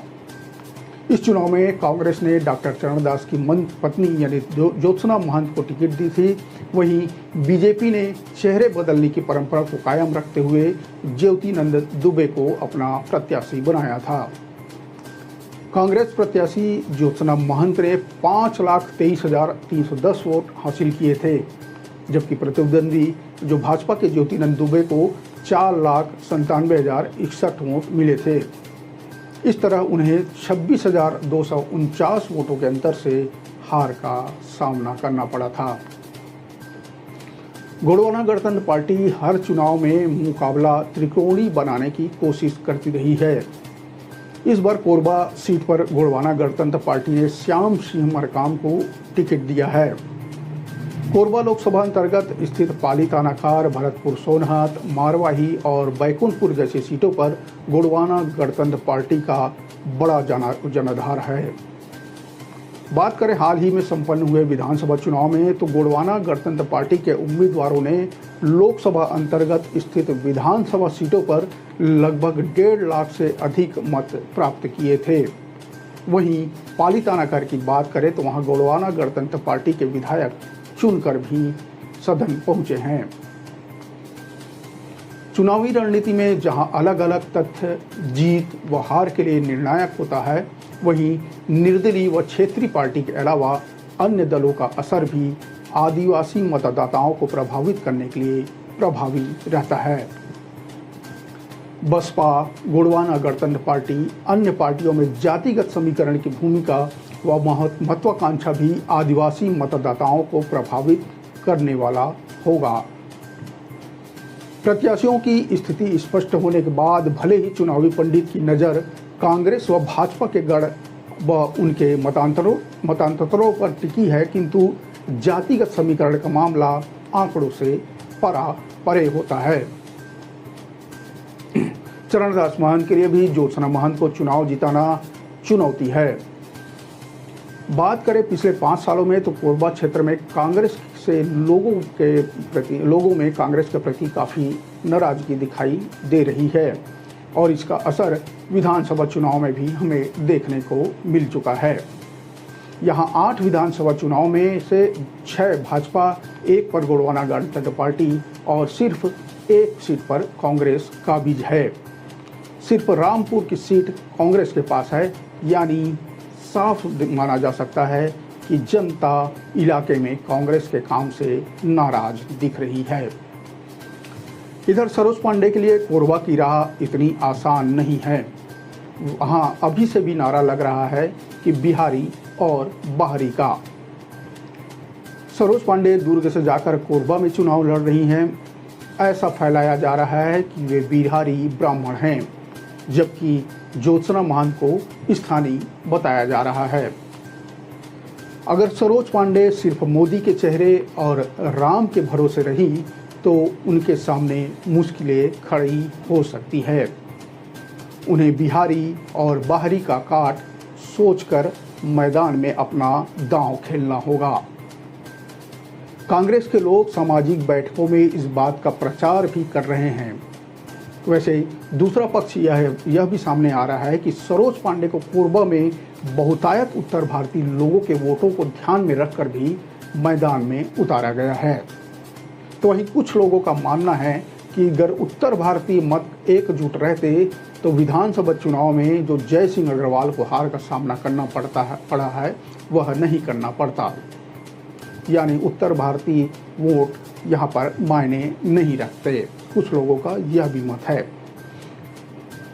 कोरबा लोकसभा सीट का भूगोल और इतिहास काफी पेचीदा है। आदिवासी बहुल्य सीट पर सामान्य वर्ग से ही प्रत्याशी जीतकर संसद भवन पहुंचते रहे हैं। 2 बार कांग्रेस और 1 बार भाजपा और इस सीट पर कोरबा सीट पर 2 बार कांग्रेस और 1 बार भाजपा का कब्जा रहा है। कांग्रेस के टिकट का गणित महंत परिवार का वोट बैंक को माना जा सकता है। दूसरी ओर भाजपा के स्थानीय प्रत्याशियों के पूर्व के चुनाव के प्रदर्शन और राष्ट्रीय स्तर के चेहरे को माना जा रहा है। कोरबा लोकसभा सीट भले ही जातिगत वोटों के साधने प्रचार ने जोर पकड़ लिया है, लेकिन प्रमुख दल यानी भाजपा और कांग्रेस के बीच मुद्दा मोदी बनाम न्याय पत्र और लोकल बनाम बाहरी प्रत्याशी ही है। भाजपा प्रत्याशी मोदी की गारंटी पूरी होने की गारंटी के साथ वोट मांग रहे हैं, तो कांग्रेस प्रत्याशी न्याय पत्र के मुद्दों को जनता के सामने रखकर वोटों की अपील करते दिख रहे हैं। स्थानीय मुद्दों के नाम पर दोनों प्रत्याशी एक दूसरे पर तीखा हमला कर रहे हैं। एक मौजूदा सांसद है तो दूसरी लोकसभा सीट की पालक सांसद। ऐसे में दोनों ही प्रत्याशी एक दूसरे की कमियां गिनाकर जनता के सामने अपना अपना दावा मजबूती के साथ रख रहे हैं। यह सामान्य लोकसभा सीट होने के बावजूद यहां आदिवासी मतदाताओं की भूमिका निर्णायक रहती है। कोरबा जिले के रामपुर, पाली थानाखार में राठिया, कंवर, पैंतरा, मंझवार, बिंझवार जनजातियों का दबदबा है। वहीं कोरबा के सुदूर वनांचलों में कोरवा, पंडू, बिरहोर, धनुहार, गोंड, कंवर जनजाति के मतदाता चुनाव मतदान में अपनी महत्वपूर्ण भूमिका निभाते हैं। मारवाही क्षेत्र एक तरह से कांग्रेस का गढ़ माना जाता है। तीसरे फेज यानी 7 मई को यहाँ मतदान होना है। फिलहाल दोनों मुख्य दलों के प्रत्याशी के प्रचार प्रसार और आरोप प्रत्यारोप का सिलसिला जैसे जैसे मतदान का दिन आते जा रहा है तेज हो चला है। वहीं गोंडवाना गणतंत्र पार्टी और बसपा भी कमर कसकर तैयार है। कोरबा लोकसभा का यह चौथा चुनाव है। 2 बार कांग्रेस और 1 बार बीजेपी के सर ताज सज चुका है। कांग्रेस निश्चित रूप से चाहेगी कि इस चुनाव में भी वो बीजेपी को पछाड़ दे, जबकि बीजेपी जीतकर मामले को बराबर यानी 50-50 करने की कोशिश में जुटी हुई है। लोग कह रहे हैं कि यह लड़ाई भाभी और दीदी के बीच नहीं, बल्कि भैया यानी चरणदास महंत और दीदी यानी सरोज पांडे के बीच ही है। बिहारी और बाहरी का तमगा लगने का फायदा सरोज पांडे को मिलता है या भाभी ज्योत्सना महंत को इस मुद्दे पर, या भाभी ज्योत्सना महंत इस मुद्दे पर बाजी मार जाएंगी। इसके लिए हमें इंतजार करना होगा 4 जून का, यानी मतगणना के दिन का। आज बस इतना ही। अगले कड़ी में बात होगी छत्तीसगढ़ के किसी दूसरे लोकसभा क्षेत्र की। तब तक मुझे दीजिए इजाज़त। नमस्कार, राम राम, जय जोहार।